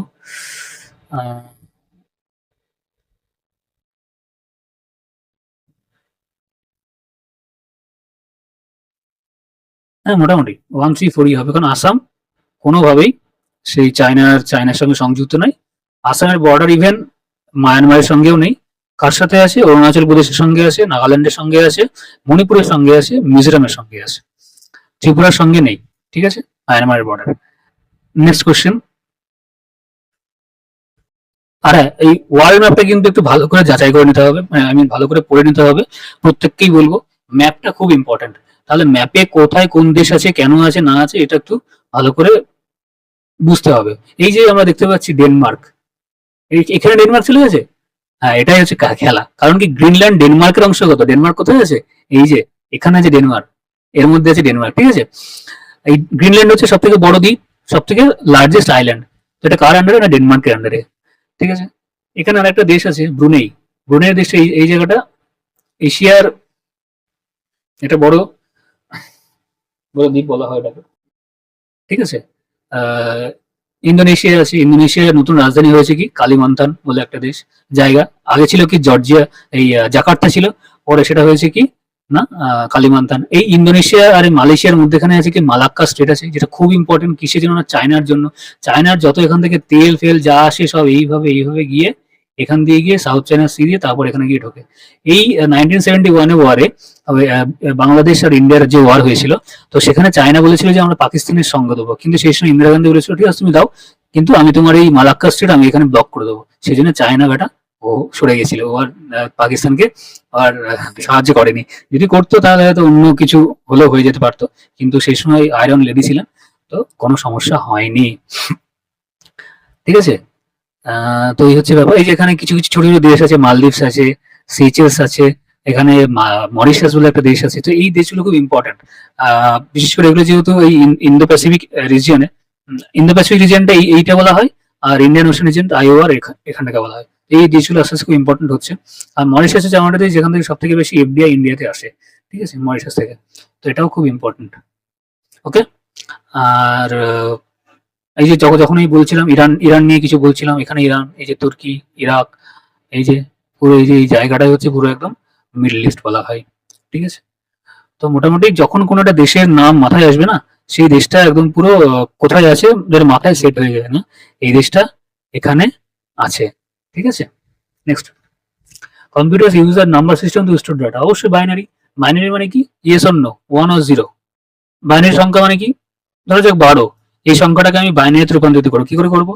2 to the power 3 plus 2 to the power 2 হয়ে গেল, plus 2 to the power 1 plus 2 to the power 0। ঠিক আছে, দেখো এটা মানে কি 8, এটা মানে কি 4, 8 আছে 12 হয়ে গেল। এটা কি হচ্ছে 0, এটা 0, কি হবে 1 1 0 0। এটা হচ্ছে বাইনারিতে আমি প্রকাশ করে ফেললাম 12কে। সিমিলারলি এটাকে আমি যদি বাইনারিতে প্রকাশ করি, সংখ্যাতে প্রকাশ করি হেক্সাডেসিমাল, তাহলে কি আসবে? না হেক্সাডেসিমাল না, এটা হচ্ছে ডেসিমাল। যদি প্রকাশ করি তাহলে কি আসবে? না 2 to the power 4 আছে মানে 3, এটা 3 plus 1 into 2 to the power 2 2 0 0 মানে 12। ঠিক আছে, এই হচ্ছে জিনিস। কম্পিউটার সবসময় বাইনারি জিনিসটা ইউজ করে, ইয়েস অর নো। তো আর তো কিছু বোঝে না, ওর বোঝার ক্ষমতাও নেই। ঠিক আছে, নেক্সট প্রশ্ন। এই যে আমি বলে দিয়েছি, কি বললাম আগের প্রশ্নে? ঋগ্বেদ। ঋগ্বেদ বাবা কি করে? Hymns and prayers. 1028টা হিমস আছে, প্রেয়ার্স আছে সাথে। যজুর্বেদে কি করে? রিচুয়াল। সেই যে বললাম স্যাক্রিফাইসিয়াল কিছু রিচুয়াল যেগুলো হয় সেগুলো হচ্ছে কি করে? যজুর্বেদ। সামনে কি করে? গান, এই যে মিউজিক্যাল হিমস। আর অথরিকালে কি করে? না charms and spells, mystical spells, magical spells. ঠিক আছে, কি বল select correct option. Correct option হবে কি? কারেক্ট অপশন হচ্ছে Q1 Q2 R2 আছে। সেটা সব কিছু ঠিকই আছে, এখান থেকে চেঞ্জ করতে কিছু নেই। ঠিক আছে, নেক্সট কোয়েশ্চেন। কনস্টিটিউশন ডে, সংবিধান দিবস সেলিব্রেটেড অন 26 নভেম্বর। কেন? কারণ 1949, সেই 1949 26 নভেম্বর কি হলো? কনস্টিটিউশন অ্যাসেম্বলি কনস্টিটিউশনটাকে অ্যাডপ্ট করলো, নট র্যাটিফাই, অ্যাডপ্ট। র্যাটিফাইড কবে হলো? 1950, কবে না 26শে জানুয়ারি। আমি বলেছি এই 26 জনের গুরুত্ব আমি আর বলছি না। ঠিক আছে, যখন কনস্টিটিউশনটা যখন চলে এলো, আমি তখন একবার একটু কনস্টিটিউশনের হিস্ট্রি একবার বলি। 1773 রেগুলেটিং অ্যাক্ট,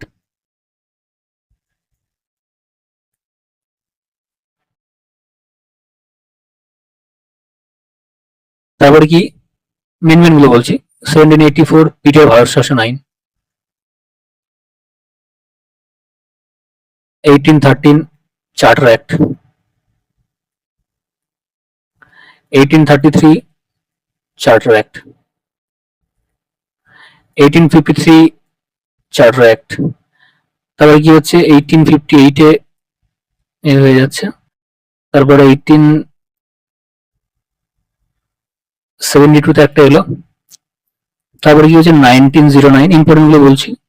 তারপরে কি 1927 সাইমন কমিশন এসেছিল দেখার জন্য, 1935। তো এগুলো ইম্পর্টেন্ট। এটা কি আমাদের দেশে যে ইউরোপিয়ান অ্যাডভেন্ট হয়েছিল, তো সেখানে ফার্স্টে কে এসেছিল? 1498 সালে এসেছিল পর্তুগিজ ভাস্কো দা গামা। কোথায় এসেছিল? না কোচিন এসেছিল। সে সময় ওখানে সম্রাট কে ছিল? জ্যামোরিন, হিন্দু সম্রাট। ঠিক আছে, তো সেই সময় তাহলে প্রথমে কি এলো? প্রথমে এলো পর্তুগিজ, তারপরে এসেছিল কে? পর্তুগিজের পরে এসেছিল ডাচ। ডাচ মানে কি? ডাচ মানে হচ্ছে হল্যান্ড, অর্থাৎ নেদারল্যান্ডের, তারা এসেছিল। তারপরে এলো কি? British, English. তারপরে এলো ড্যানিশ, অর্থাৎ ডেনমার্ক থেকে। আর লাস্টে এলো ফ্রান্স। ঠিক আছে, 1664 ড্যানিশ বোধ হয় 1498 এলো। মানে এরা এইভাবে এসছে। ঠিক আছে, আর যে বন্দর কোথায় গিয়ে স্থাপিত করেছিল? কোচিনে প্রথম করেছিল এ। ইংলিশ ব্রিটিশরা কোথায় করলো? না সুরাটে। ডাচ কোথায় করলো? মাসুলিপত্তনম। মাসুলি পত্তনম কত সালে? না 1608 সালে, এই 1605 সালে। ঠিক আছে, আর ইংলিশের মধ্যে আমরা দেখেছি যে স্যার থমাস রো, আর তার আগে ছিল কি? হকিন্স। 1609 সালে হচ্ছে হকিন্স, আর স্যার থমাস রো কবে? 1616 সালে জাহাঙ্গীর দরবারে এসে ট্রেড করার জন্য পারমিশন নিতে এসেছিলেন আর কি, দূত হিসাবে। ফ্রান্স কত? 1664, এবং করেছিল কোথায়? সুরাটে। তবে ওই 1668-তে করেছিল আর কি। আর ড্যানিশ মসুরি শ্রীরামপুরে করেছিল, ওয়েস্ট বেঙ্গল শ্রীরামপুরে। ঠিক আছে, তো এরপরে এটা গেল ইউরোপিয়ান অ্যাডভেন্ট। এবার তারপরে কি ব্রিটিশ তো এলো, ব্রিটেন আসার পরে দেশটাকে আস্তে আস্তে তারা রাজাত্বে পরিণত হলো, তাই তো? তো 1757 সালে পলাশী যুদ্ধ হলো। ও তার আগে 1717 সালে ফারুক শাহ ফরমান, সেই ফারুক শাহ ফরমান দিয়ে কি হলো? ফারুক শাহ ফরমান দিয়ে তারা হচ্ছে পুরো যে বাণিজ্য করার, বিনা শুল্কে বাণিজ্য করার অধিকারটা পেয়ে গেল। তারপরে আস্তে আস্তে দ্বীপে আনছে 1757 সালে। সেই সময় হচ্ছে মুঘল সাম্রাজ্য প্রচন্ড শেষের দিকে আর কি ডাউনফল হতে শুরু করেছে। 1757 সালে পলাশী যুদ্ধ, তারপরে 1764 সালে কি হলো? বক্সারের যুদ্ধ। তারপরে কি 1765 কি হচ্ছে? দেওয়ানি লাভ। কিসের দেওয়ানি লাভ? বাংলা, বিহার, উড়িষ্যা। বাংলা, বিহার, উড়িষ্যা। তো এটা করার ফলে পূর্ব দিকটা পুরোপুরি দখল করে নিল ব্রিটেন। তো যার ফলে কি হলো? তখন তারা তাদের গভর্নর ছিল প্রথমে কোথায় কোথায় গভর্নর ছিল? ম্যাড্রাস, আর ছিল কোথায়? ক্যালকাটা, বোম্বে, সুরাট। তো কি হলো তারপরে তারা যেহেতু পূর্ব দিকটা অধিকার করে নিল, তাই তারা কি বললো না আমরা গভর্নর জেনারেল অফ বেঙ্গল সেটা ঘোষণা করলো। তাহলে কি হচ্ছে, বাংলার শেষ গভর্নর ছিল হচ্ছে ওয়ারেন হেস্টিংস।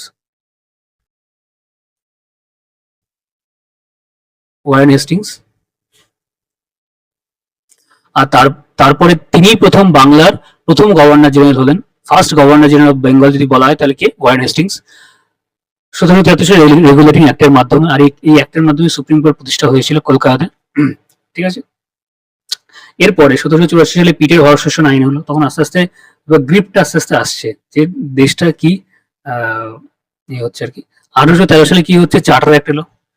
এটা চার্টার একটা মনোপলি, ইস্ট ইন্ডিয়া কোম্পানির যে মনোপলি ছিল সাউথ ইস্ট এশিয়াতে, সেটা বন্ধ করা হয়েছিল কিছুটা অনেক। শুধুমাত্র চায়ের ক্ষেত্রে চাটা বাদ দিয়ে বাদ বাকি যেতে 1833 সালে চার্টার অ্যাক্ট হলো, এবং সেই চার্টার অ্যাক্টের মাধ্যমে লর্ড উইলিয়াম বেন্টিংকে গভর্নর জেনারেল অফ বেঙ্গল থেকে গভর্নর জেনারেল অফ ইন্ডিয়া করা হলো।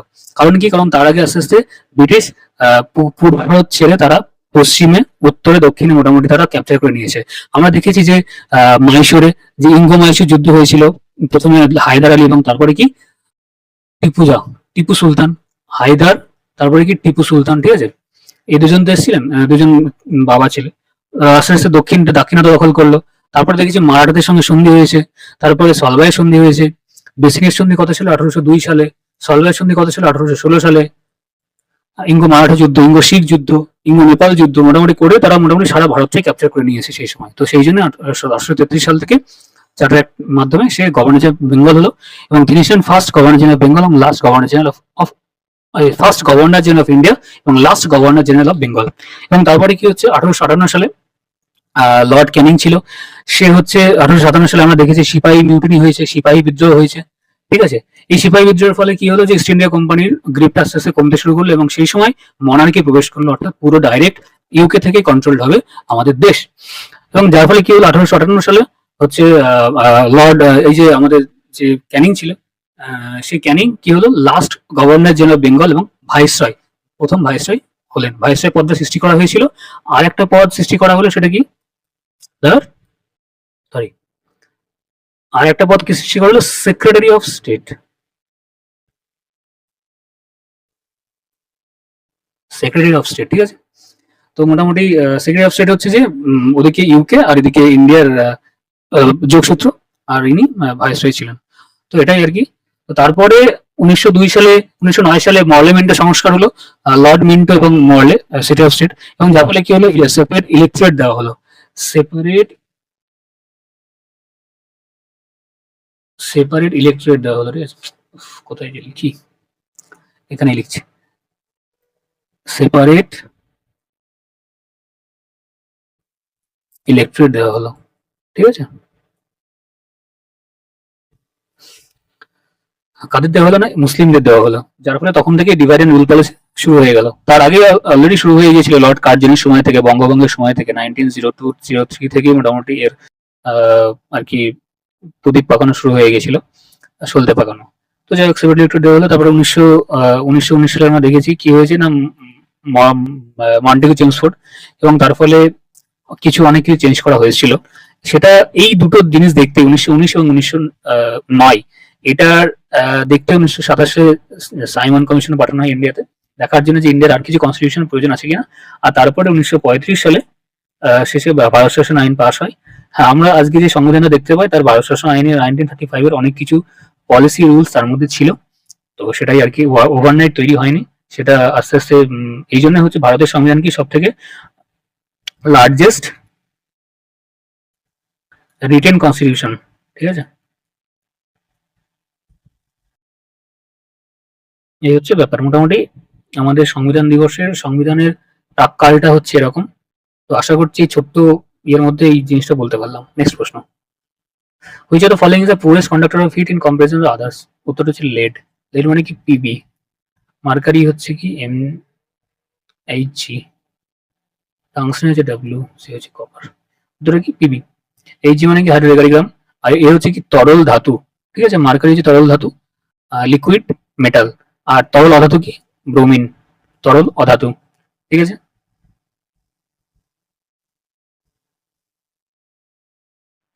গ্লাস ইজ অ্যাকচুয়ালি কি এ ক্রিস্টালাইন সলিড, ঠিক আছে। আয়নিক তো একদমই নয়, ইলাস্টিকও নয়, এ ক্রিস্টালাইন সলিড, ঠিক আছে। গ্লাস, গ্লাসের মধ্যে অ্যাকচুয়ালি কি থাকে, থাকে হচ্ছে মেন জিনিস কি সিলিকা, ঠিক আছে, যেন মাথায় থাকে সিলিকা। নেক্সট কোয়েশ্চেন, 1 টেরাবাইট আমি বলে দিয়েছি, 1 টেরাবাইট মানে কি is equal to 1024 GB, okay, ব্যাস আর বলছি না। নেক্সট প্রশ্ন, how many presidents of India so far were elected unopposed? 2। First president কি ছিল আমাদের, ডক্টর রাজেন্দ্র প্রসাদ, তাই তো।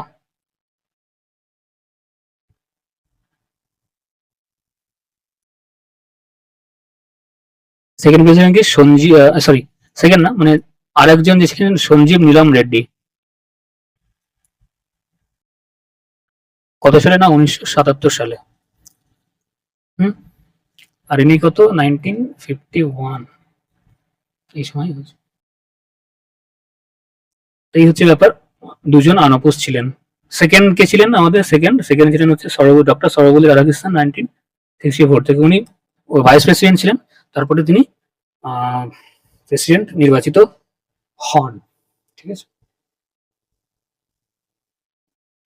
নেক্সট প্রশ্ন, হ্যাঁ ম্যাচ দ্য ফলোইং বলছে, ডিওদার ট্রফি, ডিওদার ট্রফি কি ক্রিকেট, ঠিক আছে। আর ক্রিকেট আর কি ট্রফি আছে, এই যে Cooch Behar trophy, sorry Cooch Behar trophy,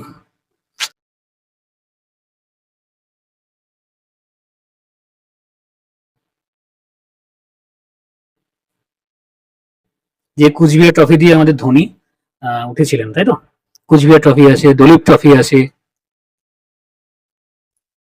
ঠিক আছে, এগুলো কি ক্রিকেটের। ডুরান্ড কাপ, ডুরান্ড কাপ কিসের, ফুটবলের হচ্ছে ডুরান্ড কাপ। ডেভিস কাপ কিসের, টেনিসের। সন্তোষ ট্রফি আছে ক্রিকেটের, ঠিক আছে, সন্তোষ ট্রফি আছে ক্রিকেট। টেনিসের আর কি কি আছে ডেভিস কাপ ছাড়া, US open, Wimbledon, French open, আর কি আছে Australian open. Australian open Australia হয়, ফ্রেঞ্চ ওপেন ফ্রান্স হয়, ইউএসএ উইম্বলডন হয় কোথায়, ইউকেতে। ফ্রেঞ্চ ওপেন যেটা হয় সেটা হচ্ছে ক্লে কোর্টে খেলা হয়, ক্লে কোর্ট, ঠিক আছে। ক্লে কোর্টের রাজা কাকে বলা হয়, নাদাল, রাফায়েল নাদাল, ক্লে কোর্টের রাজা। আর এগুলো কি গ্রাস কোর্ট বাকিগুলো, ঠিক আছে। এই অস্ট্রেলিয়ান ওপেন মোটামুটি জানুয়ারি ফেব্রুয়ারি দিকে হয়, জানুয়ারি শুরুর দিকে আর কি, তখন অস্ট্রেলিয়াতে প্রচন্ড গরম থাকে। ইউএস ওপেনটা হয় শেষের দিকে, অগাস্ট মের দিকে। আর হচ্ছে ফ্রেঞ্চ ওপেনটা হয় মোটামুটি ওই মার্চ এপ্রিল মে নাগাদ। উইম্বলডনটা হয় তার পরপরই হয়, ইউকেতে হয়। যখন উইম্বলডনটা যখন হয় তখন ইউকেতে শীত থাকে, ঠান্ডা থাকে, ঠিক আছে। এই হচ্ছে ব্যাপার। আর ভালো, এবার অপশনে দেখা যাক কি আছে, কি হচ্ছে এখানে, পির সঙ্গে যাবে 3, পির সঙ্গে যাবে 3, পির সঙ্গে যাবে 3, তাহলে হয় এ নয় বি।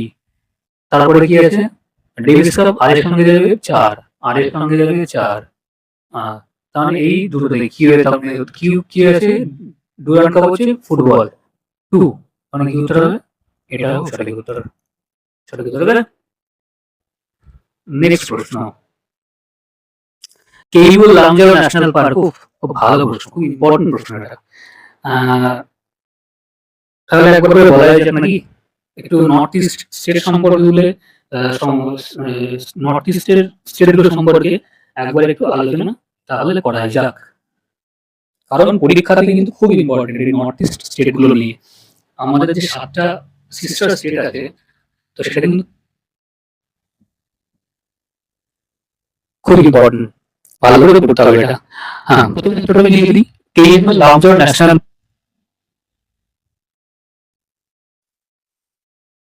এটা অবস্থিত কোথায়, মণিপুরে।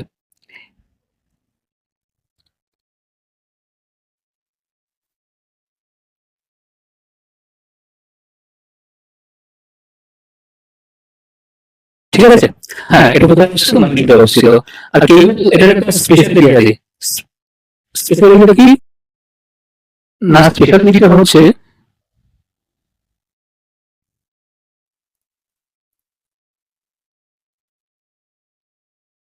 লোকটা কোথায় মণিপুর অবস্থিত। এটা হচ্ছে শুধুমাত্র one and only national park যেটা ফ্লোটিং, ঠিক আছে। লোটি ন্যাশনাল পার্ক, লোকটাকের উপরেই সেটা অবস্থিত। Living food bridge, living food bridge এটা হবে মেঘালয়তে,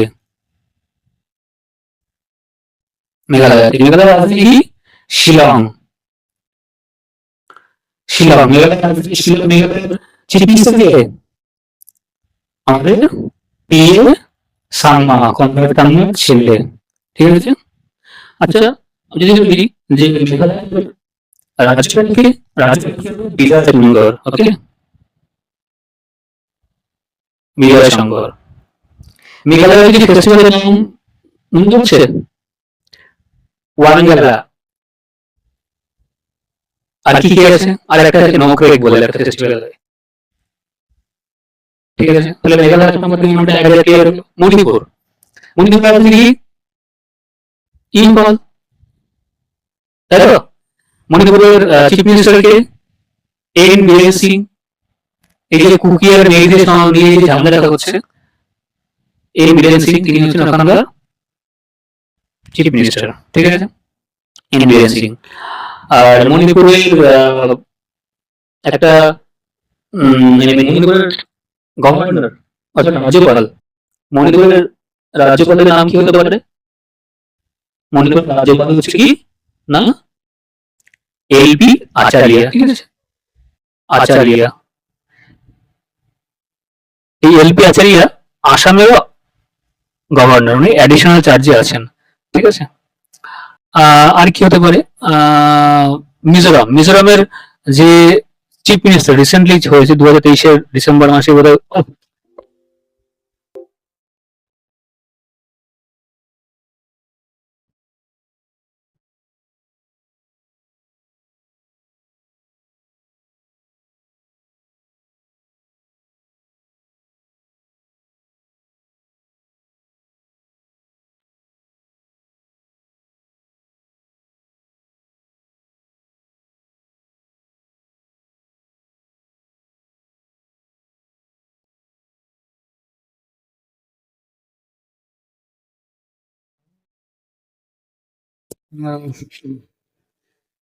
তো আগের ভিডিওটাতে আমরা কতটুকু করেছিলাম বেশ, ও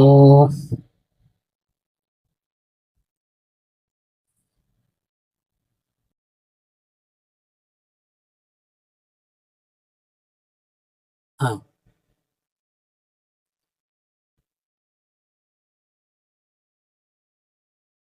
ঠিক আছে।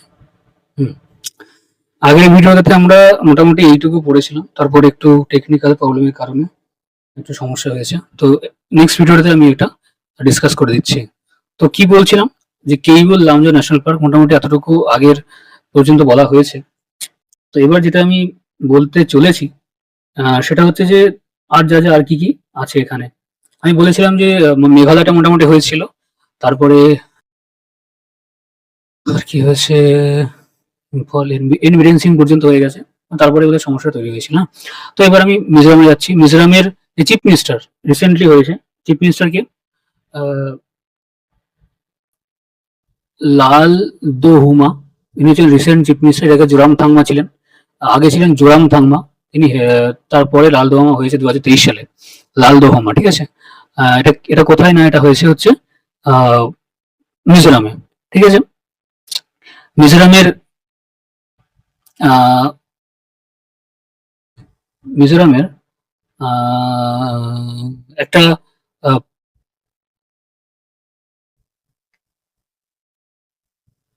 আচ্ছা, গভর্নর, আই মিন সরি, কি বল, হ্যাঁ গভর্নর, রাজ্যপাল। মেঘালয়ের রাজ্যপালের নাম কি হতে পারে? কামভাম, কাম, নামটা আমিও ভুলে যাই, কামভাম পতি হরিবাবু, ঠিক আছে। এরকম হচ্ছে ওখানকার গভর্নর মিজোরামের। নাগাল্যান্ডের চিফ মিনিস্টারকে নেইফুরিও, নেইফুরিও। নাগাল্যান্ডের হচ্ছে ইয়ে কে আছেন, আই মিন গভর্নর লা গণেশন, ঠিক আছে, লা গণেশন। উফ,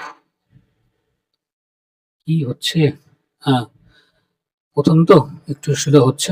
এরপর আশা করছি এগুলো ঠিক হয়ে যাবে নেক্সট ভিডিওগুলোতে। তো লা গানেশন। তারপরে কি আসছে? তারপরে আসছে হচ্ছে যে নাগাল্যান্ডের কিছু ফেস্টিভ্যাল, যেমন মেন ইম্পর্টেন্ট ফেস্টিভ্যাল কি হর্নবিল ফেস্টিভ্যাল, যেটা ডিসেম্বর জানুয়ারি নাগাদ হয়। হর্নবিল ফেস্টিভ্যাল, ঠিক আছে। আহ, এই হচ্ছে ব্যাপার।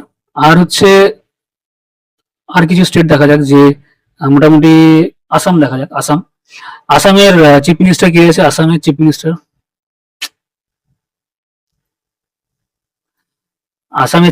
কে আছে? HBS, ঠিক আছে, হেমন্ত বিশ্ব শর্মা আছে। আসামের যে গভর্নর আছেন তিনি হচ্ছেন LP আচারিয়া, যিনি হচ্ছেন মণিপুরে আছেন, ঠিক আছে। এই হচ্ছে ব্যাপার। এরপরে প্রশ্নটা কি? এরপরে আসামের কিছু ন্যাশনাল পার্ক, যেমন হচ্ছে কাজিরাঙ্গা ন্যাশনাল পার্ক, যেমন হচ্ছে মানস ন্যাশনাল পার্ক, ঠিক আছে। এটা হচ্ছে কোথায় অবস্থিত? আসামে। আসামে একটা ফেস্টিভ্যাল কি আছে? আম্বুবাচি ফেস্টিভ্যাল হয়। আম্বুবাচি ফেস্টিভ্যাল। আর কি হয়? বিহু ফেস্টিভ্যাল হয়। বিহু ফেস্টিভ্যাল কোথায় হয়? আসামে হয়। এবার নেক্সট কি আছে? অরুণাচল প্রদেশ। সেখানে অরুণাচল প্রদেশের রাজধানী কি আছে? শিলং, ইটানগর। আসামের রাজধানী কি কি ছিল? দিসপুর, ঠিক আছে। আসামের রাজধানী হচ্ছে দিসপুর। সেখানে ব্রহ্মপুত্র যে অববাহিকা, আই মিন যে বদ্বীপ, মাজুলি বদ্বীপ, সবথেকে বড় বদ্বীপ, লার্জেস্ট ডেল্টা। এবার এবার কি বলা যায়? আসাম গেল, অরুণাচল প্রদেশ। অরুণাচল প্রদেশের একটা ফেস্টিভ্যাল কি হতে পারে? Losar festival. Losar festival. পাক্কে পাগা hornbill festival. পাক্কে পাগা hornbill festival, সেটা কোথায় হয়?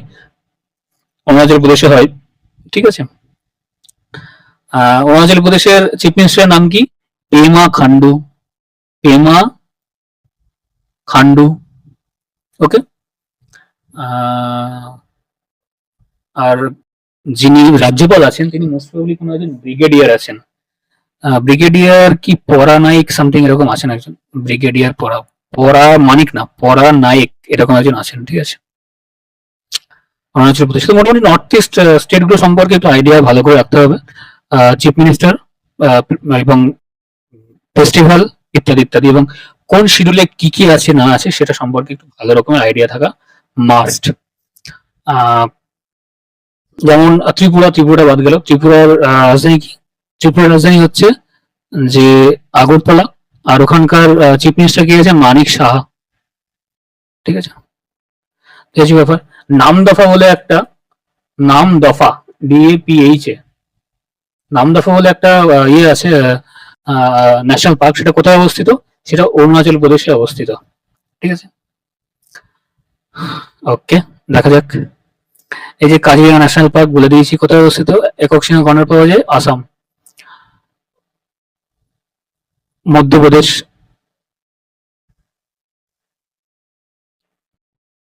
কুল্লু জাতীয় উদ্যান হিমাচল প্রদেশ। এই যে রানথাম্বর কোথায় অবস্থিত? রাজস্থান, খুব ইম্পর্টেন্ট।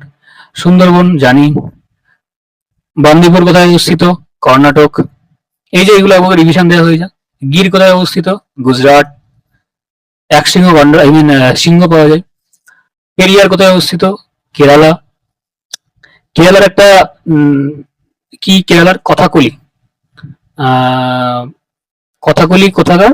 হ্যাঁ, কেরালার, ঠিক আছে। আর হচ্ছে যে আরেকটা ওখানে একটা অনুষ্ঠান হয়, সেটা হচ্ছে যে ওনাম ফেস্টিভ্যাল, সেটা কেরালায় অবস্থিত। পদায়নি বলে একটা ফেস্টিভ্যাল হয়, সেটা কোথায়? কেরালাতে। সেটা ভদ্রকালীর উপাসনা, কেরালাতে। জিম কর্বেট আমরা জানি কি UK তে, অর্থাৎ উত্তরাখণ্ডে। জিম কর্বেট ন্যাশনাল পার্ক ফার্স্টের নাম ছিল হেইলি ন্যাশনাল পার্ক। এগুলো 1932-33 প্রতিষ্ঠিত হয়েছিল, ঠিক আছে। জিম কর্বেট তার নাম অনুসারে করা হয়েছিল। পরে পরে তার নামই করা হয় জিম কর্বেটের নাম অনুসারে। দার্জিলিং জাতীয় উদ্যান, বক্সা জানি কোথায় অবস্থিত? পশ্চিমবঙ্গে অবস্থিত বক্সা। আর কি হতে পারে? হেমিস ন্যাশনাল পার্ক বলে একটা ন্যাশনাল পার্ক আছে। এটি কোথায় অবস্থিত? এটি অবস্থিত হচ্ছে লাদাখ। দুধওয়া ন্যাশনাল পার্ক, এটি কোথায় অবস্থিত? UP তে। দোচিগ্রাম ন্যাশনাল পার্ক, এটা কোথায় অবস্থিত? এটা অবস্থিত হচ্ছে হিমাচল এই জম্মু অ্যান্ড কাশ্মীরে, জেএনকে তে, ঠিক আছে। আর কি কি বাদ থাকছে?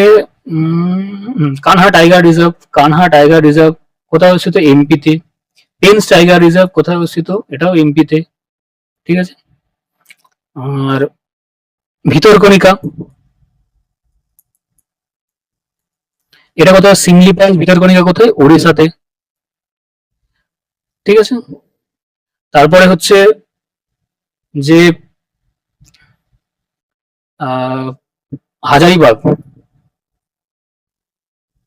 হাজারিবাগ, এবং পালামৌ কোথায় অবস্থিত? ঝাড়খণ্ডে। বিহারে কি অবস্থিত? বিহারে গৌতম বুদ্ধ আছে, গৌতম বুদ্ধ ন্যাশনাল পার্ক আছে, বাল্মীকি ন্যাশনাল পার্ক আছে, ঠিক আছে। সরি, বাল্মীকি ন্যাশনাল পার্ক কোথায় অবস্থিত? সেটি এই বিহারে অবস্থিত, ঠিক আছে। মোটামুটি কিন্তু একটা ভালো রকমের রিভিশন হয়ে গেল ন্যাশনাল পার্কগুলো সম্পর্কে, পরীক্ষায় আসতেই পারে এগুলো। হ্যাঁ, তামিলনাড়ু একটা ফেস্টিভ্যাল কি আছে না, একটা ওনাম আর একটা কি কি নামটা বলে যাচ্ছি, পি দিয়ে পোঙ্গল। এই পড়াতে পড়াতে মানে এত এনার্জি লস হয় যে মেমোরির উপর প্রেশার পড়ে যায়, যে ভাই কি কোথায় কি ছিল না কি ছিল। যাই হোক, তো এই হচ্ছে ব্যাপার। নেক্সট প্রশ্ন, at present total number of members in Lok Sabha. Total number, ঠিক আছে। এমনি নর্মাল কতজন থাকতে পারে টোটালে? 552 টোটাল থাকতে পারে, কিন্তু তত থাকে না, আছে কত? 543 আছে। যে মনোনীত করে রাষ্ট্রপতি, সেই মনোনীত সংখ্যা 545 থেকে এখন 543-এ দাঁড়িয়ে আছে। দুজনকে কমিয়ে দিয়েছে, তো কতজন আছে? 543। লোকসভা চেয়ারম্যান কি? স্পিকার, তাই তো? স্পিকার। আর রাজ্যসভার সরি, লোকসভার হয় স্পিকার, এলএস এর হয় স্পিকার, আর রাজ্যসভার হয় চেয়ারম্যান। চেয়ারম্যান কি আছেন? আর উপরাষ্ট্রপতি হন, মানে ভাইস প্রেসিডেন্ট, এখন জগদীপ ধনখড় আছেন। স্পিকার হচ্ছে ওম বিড়লা, ঠিক আছে। আর থাক, এইটুকু থাক। নেক্সট, না বলেই দিই। আচ্ছা, লোকসভা, তারপর হচ্ছে রাজ্যসভা, তারপর হচ্ছে প্রেসিডেন্ট। এই হচ্ছে আমাদের পার্লামেন্টের স্ট্রাকচার, ঠিক আছে। এই হচ্ছে আমাদের পার্লামেন্টের স্ট্রাকচার। কোনো বিল প্রথমে লোকসভায় আসে, তারপর রাজ্যসভায় আসে, তারপর প্রেসিডেন্ট। শুধুমাত্র অর্থ বিল অর্থাৎ মানি বিলটা রাজ্যসভায় যায় না। রাজ্যসভার ওর কোনো পাওয়ার নেই মানি বিলকে আটকে রাখা বা কিছু। ও 14 দিন রাখতে পারে, তারপরে অটোমেটিক্যালি সে লোকসভায় চলে যাবে এবং সেটি প্রেসিডেন্টের কাছে চলে যাবে, ঠিক আছে। আর এই কোনো বিল মানি বিল না নর্মাল বিল, সেটা কে ডিসাইড করবে? সেই পাওয়ারটা পুরোপুরি দেওয়া আছে কাকে? না স্পিকারকে, ঠিক আছে। হুম। লোকসভার সদস্য হতে গেলে কত বছর বয়স লাগে? 25 বছর বয়স, আর হচ্ছে ইন্ডিয়ান সিটিজেন হতে হবে। আর রাজ্যসভা হতে গেলে কি লাগে? 30 বছর বয়স হতে হবে, ইন্ডিয়ান সিটিজেন হতে হবে। আর প্রেসিডেন্ট হতে গেলে কি 35 ইয়ার্স এজ হতে হবে, ইন্ডিয়ান সিটিজেন হতে হবে, এবং তিনি যে কোনো মানে সংসদে তার পার্লামেন্টে যে কোনো কক্ষে তাকে এমপি হওয়ার যোগ্যতা থাকতে হবে, তাহলে প্রেসিডেন্ট নির্বাচিত হতে পারবেন, ঠিক আছে। তিনি কোনো নিজের কোনো ব্যবসায়িক ক্ষেত্রে থাকতে পারবেন না, যেখান থেকে ইন্টারেস্ট আছে। ওকে, ওকে। এবার লোকসভা রাজ্যসভা আর কি কি আছে, যে এই কনসেপ্টটা কোথা থেকে নেওয়া হয়েছে? না, আমি বলেছি বাইকামেরাল লেজিসলেচার, সেটা নেওয়া হয়েছে কোথা থেকে? না, ইউকে কনস্টিটিউশন থেকে নেওয়া হয়েছে, ঠিক আছে। আর হচ্ছে যে আপাতত এই থাক, আবার যখন যেটা মনে পড়বে আমি বলে দেবো। জয়েন্ট সিটিং 108 বলেছি, ঠিক আছে।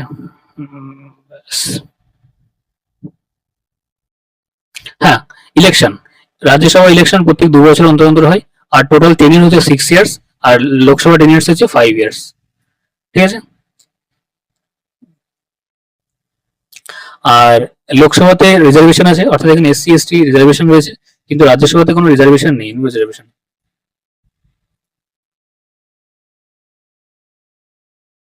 ঠিক আছে। Next question, which of the following combination are there in grand slam and tennis? Wimbledon আছে, ফ্রেঞ্চ আছে, ইটালিয়ান নো, ইটালিয়ান নেই।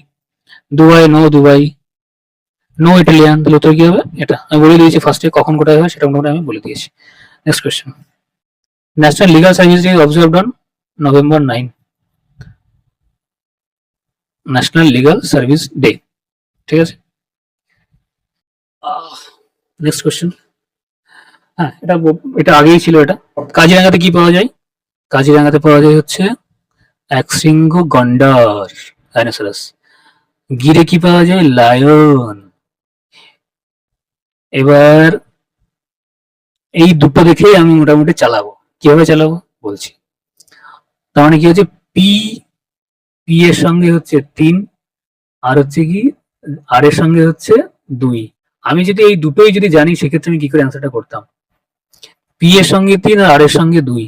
পি এর সঙ্গে 3, সুতরাং এই দুটোর মধ্যে যে কোনো একটা হবে, তাই তো। এবার রানথম্বর, রানথম্বরটা কোথায় অবস্থিত? রাজস্থানে অবস্থিত, তাই তো। এইবার সেখানে কি থাকতে পারে? কি থাকতে পারে? তাহলে উত্তরটা হবে পেরিয়ারে থাকে হচ্ছে এলিফ্যান্ট, ঠিক আছে। তাহলে কি হচ্ছে, এস এর সঙ্গে হচ্ছে 1, তার মানে এটাই হবে উত্তর, ঠিক আছে। এটাই হবে উত্তর। তাহলে রানথাম্বরে কি থাকছে? কিউ এর সঙ্গে 4, টাইগার থাকছে, ঠিক আছে।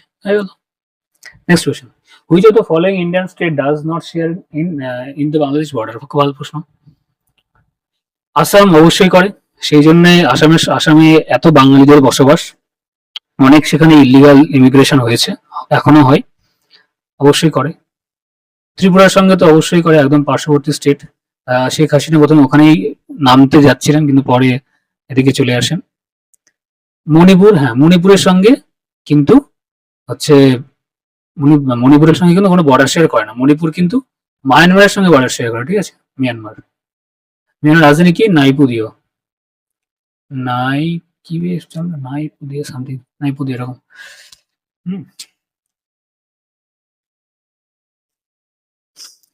তাহলে কি উত্তরটা কি হচ্ছে? মণিপুর। মণিপুরের সাথে করে না। মিজোরামের সঙ্গেও কিছুটা হলেও করে, কিন্তু মণিপুরের সঙ্গে একদমই করে না।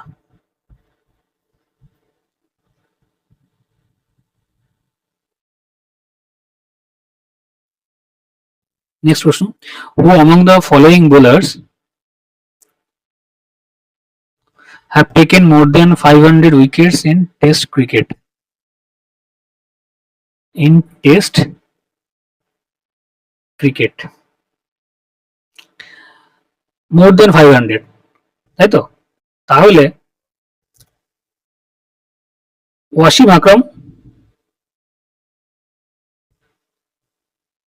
আকরাম, আর হচ্ছে উত্তর কি হবে? আর কটনি ওয়ালস, এই দুটো 1 আর 4। ও সরি ভুল বললাম, গ্লেন ম্যাকগ্রা হবে। 3 আর 4 হবে, 3 আর 4, 3 আর 4 সি হবে। আর টপ টপ উইকেট শিকারী কে? মুথায় মুরলীধরন টেস্ট ক্রিকেটে। সেকেন্ড কে? শেন ওয়ার্ন, ঠিক আছে।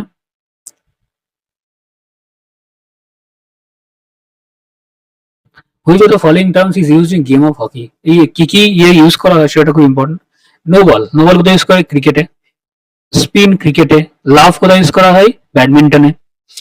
তাহলে পেনাল্টি স্ট্রোক হচ্ছে হকিতে ইউজ করা হয়, ঠিক আছে। পেনাল্টি স্ট্রোক হকিতে ইউজ করা হয়।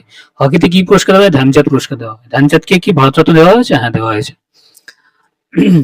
নেক্সট প্রশ্ন, না ধ্যানচাঁদকে ভারতরত্ন দেওয়া হয়েছে তো, মরণোত্তর Bharat Ratna. Who has taken the maximum wickets in one day international cricket? বলে দিলাম কি হবে? মুথায় মুরলীধরন। টেস্ট ক্রিকেটও এবং ওয়ানডে ক্রিকেটও বোথ। কোথাকার ক্রিকেটার?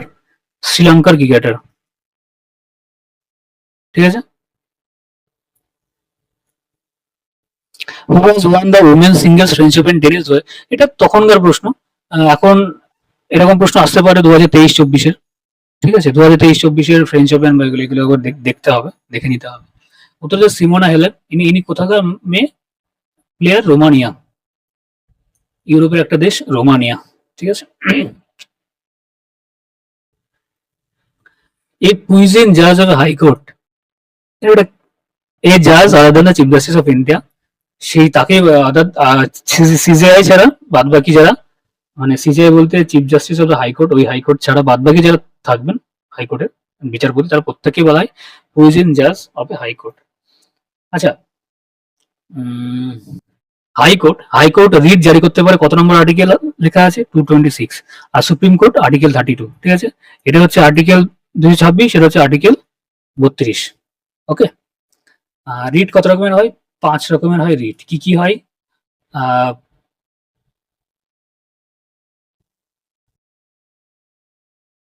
একটা হচ্ছে যে আরে আমি নিজেই কনফিউশন হয়ে যাচ্ছে।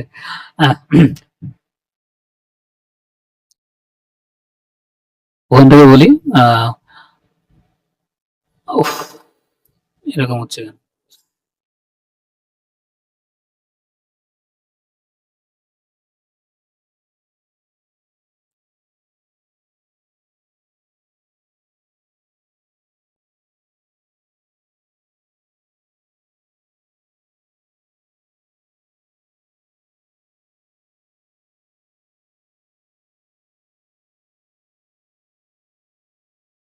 হুম,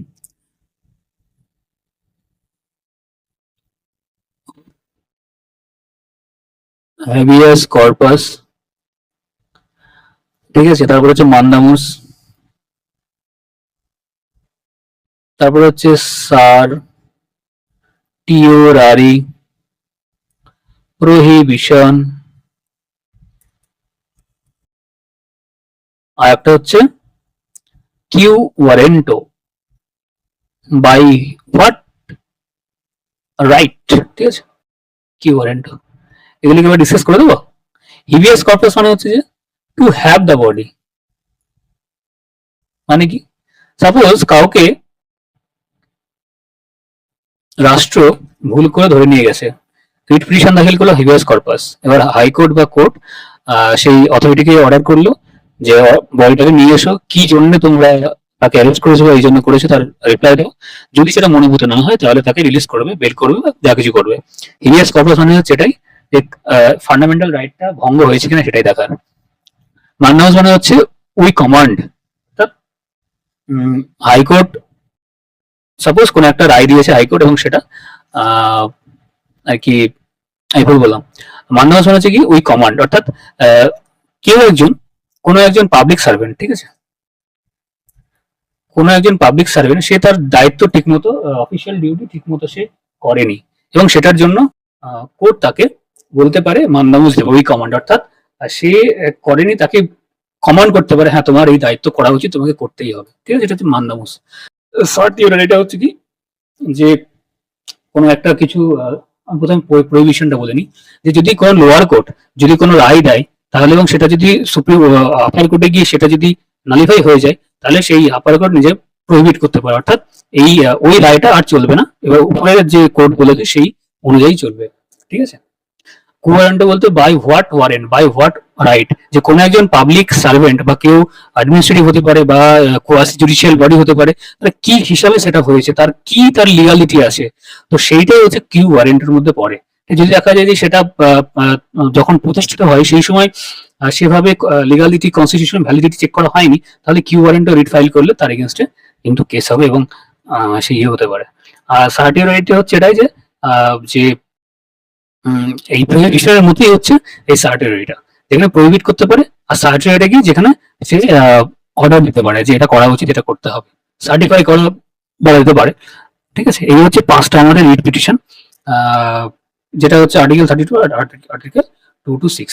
এই আর্টিকেল 32টাকেই বলা হচ্ছে heart and soul of the constitution, যেটা বলেছেন কি ডক্টর বি আর আম্বেদকর। আর আমাদের প্রস্তাবনা সেটাকে বলেছে সোল অফ দ্য কনস্টিটিউশন, সেটা কে বলেছে না আমাদের জওয়াহরলাল নেহরু বোধ হয়। হার্ট অ্যান্ড সোল এটা আর্টিকেল 32, এটা খুব ইম্পর্টেন্ট, পরীক্ষায় বেশি প্রশ্ন আসে এটা নিয়ে।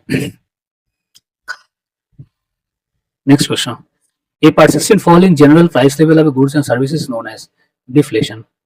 ঠিক আছে, একটা হচ্ছে ইনফ্লেশন আর একটা হচ্ছে ডিফ্লেশন। ইনফ্লেশন মানে কি, উঠছে, ডিফ্লেশন মানে নামছে। ঠিক আছে, তো এবার ইনফ্লেশন মানে মুদ্রাস্ফীতি, একটু ইকোনমি নিয়ে চর্চা হয়ে যাক তাহলে। ওকে, চর্চা হয়ে যাক। মুদ্রাস্ফীতি জিনিসটা কি, যে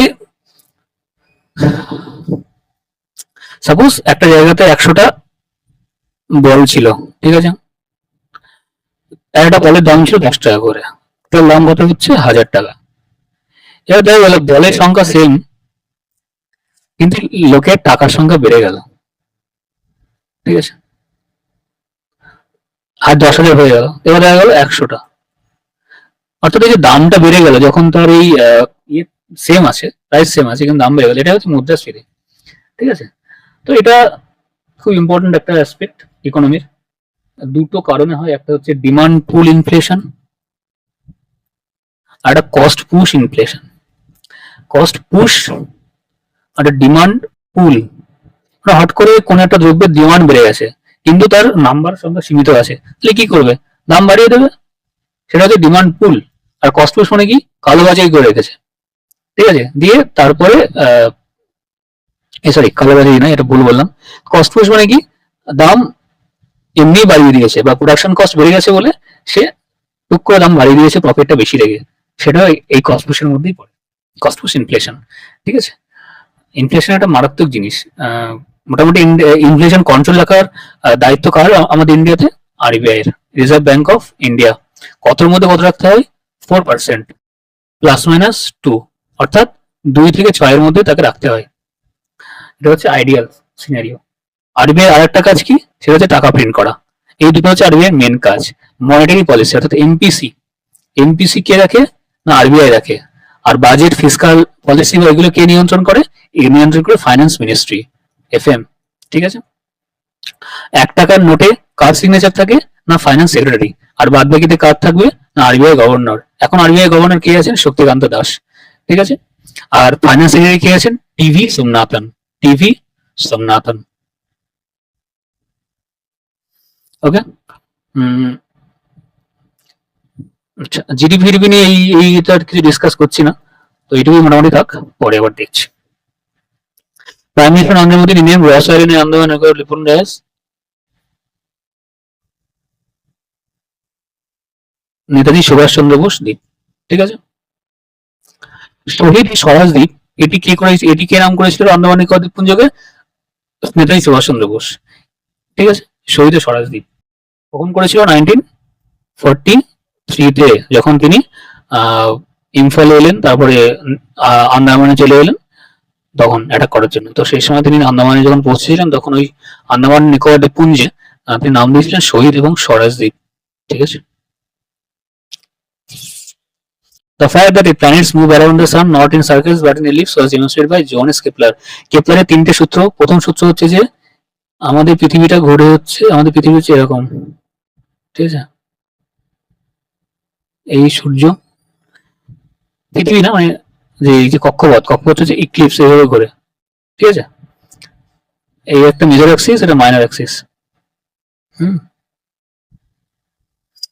দ্বিতীয় সূত্রটা কি, দ্বিতীয় সূত্রটা হচ্ছে যে এই যে এইভাবে যখন ঘুরবে না, এখানে যখন থাকবে তখন তার গতিশক্তি কম থাকে, আর এখানে থাকলে গতিশক্তি বেশি থাকে, যার ফলে গতিশক্তি বেশি হবে, কম করে থাকে, মানে এমবি স্কোয়ার বাই আর, আর যত বাড়বে,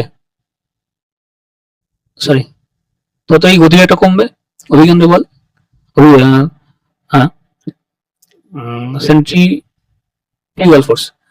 তো কি হয়, এখানে স্পিডটা কমে যায়, এখানে স্পিডটা বেড়ে যায়, যার ফলে কি হয় যে এই যে এরিয়া, একটা নির্দিষ্ট সময়ে এরিয়াটা কিন্তু ও সেম কভার করবে, নির্দিষ্ট এরিয়াতে ও যে যতটুকু এরিয়া কভার করবে সেটা সেম এরিয়া ক্ষেত্র হিসেবে। আর 3 নম্বর সূত্রটা কি, টি স্কোয়ার ভ্যারিয়েবল টু আর কি টু কিউব, অর্থাৎ এই যে আর আছে, আর এই যে টাইম পিরিয়ডটা, টাইম পিরিয়ডের স্কোয়ার হচ্ছে এই আর কিউবের সমানুপাতিক, ঠিক আছে।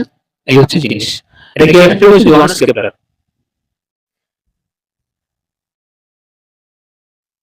Who postulated the use of এটা হলো 61st। এখানে আর জিনিস হয়েছিল যে আচ্ছা, যেহেতু আমাদের 20 থেকে আমাদের ভোটের সময় উঠে গেল, তো ভোটের সময় তাহলে ইলেকশন কমিশনার আইডি যারা একটাই ছিল, ইলেকট্রাল কমিশনার আইডি ছিল, পরে কি ছিল সিইসি, তো সেম হলো সেটার মধ্যে পুরো হ্যান্ড করে দেওয়া হলো ইসি। সেটা ওই সেম যে সেম সময় 1988-89 ওই সময়, তাহলে কি হয়েছে, তখন চিফ ইলেকট্রিক পদ সৃষ্টি করা হলো এবং দুটো নিযুক্ত করা হলো। ঠিক আছে, 1989। আপনি 69 যেটা হয়েছিল Delhi capital Delhi NCR reason, সেটা তৈরি করা হয়েছিল অ্যামেন্ডমেন্ট দিয়ে।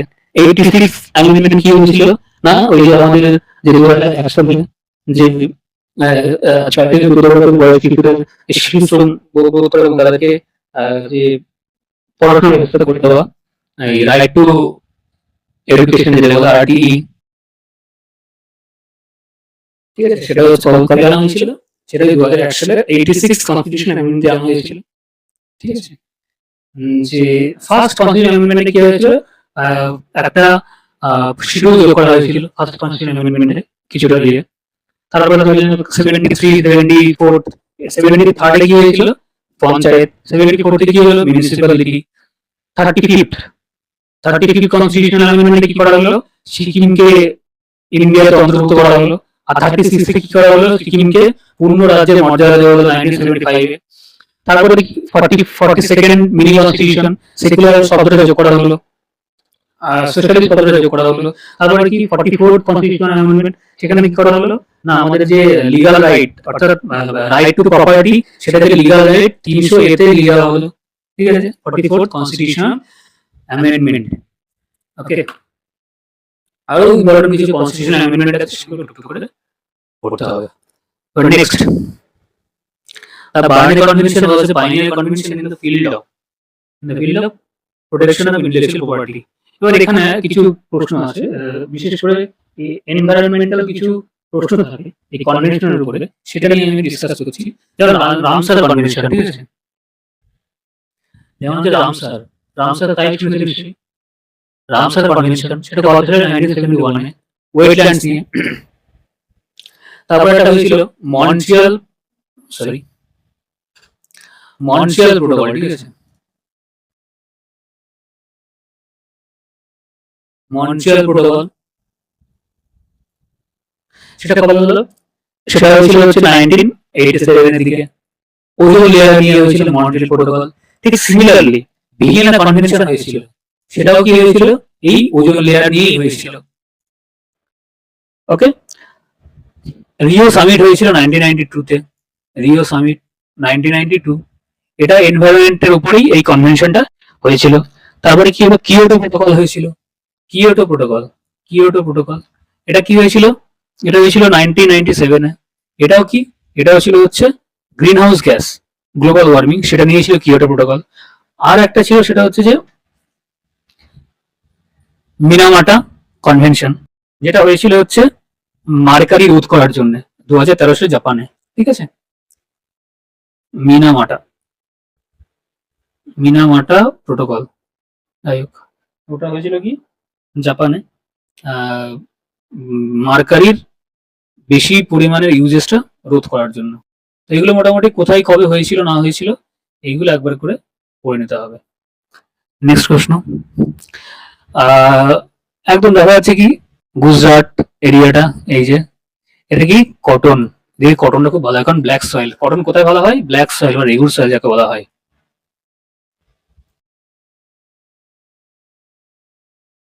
ঠিক আছে, কটন এরিয়া,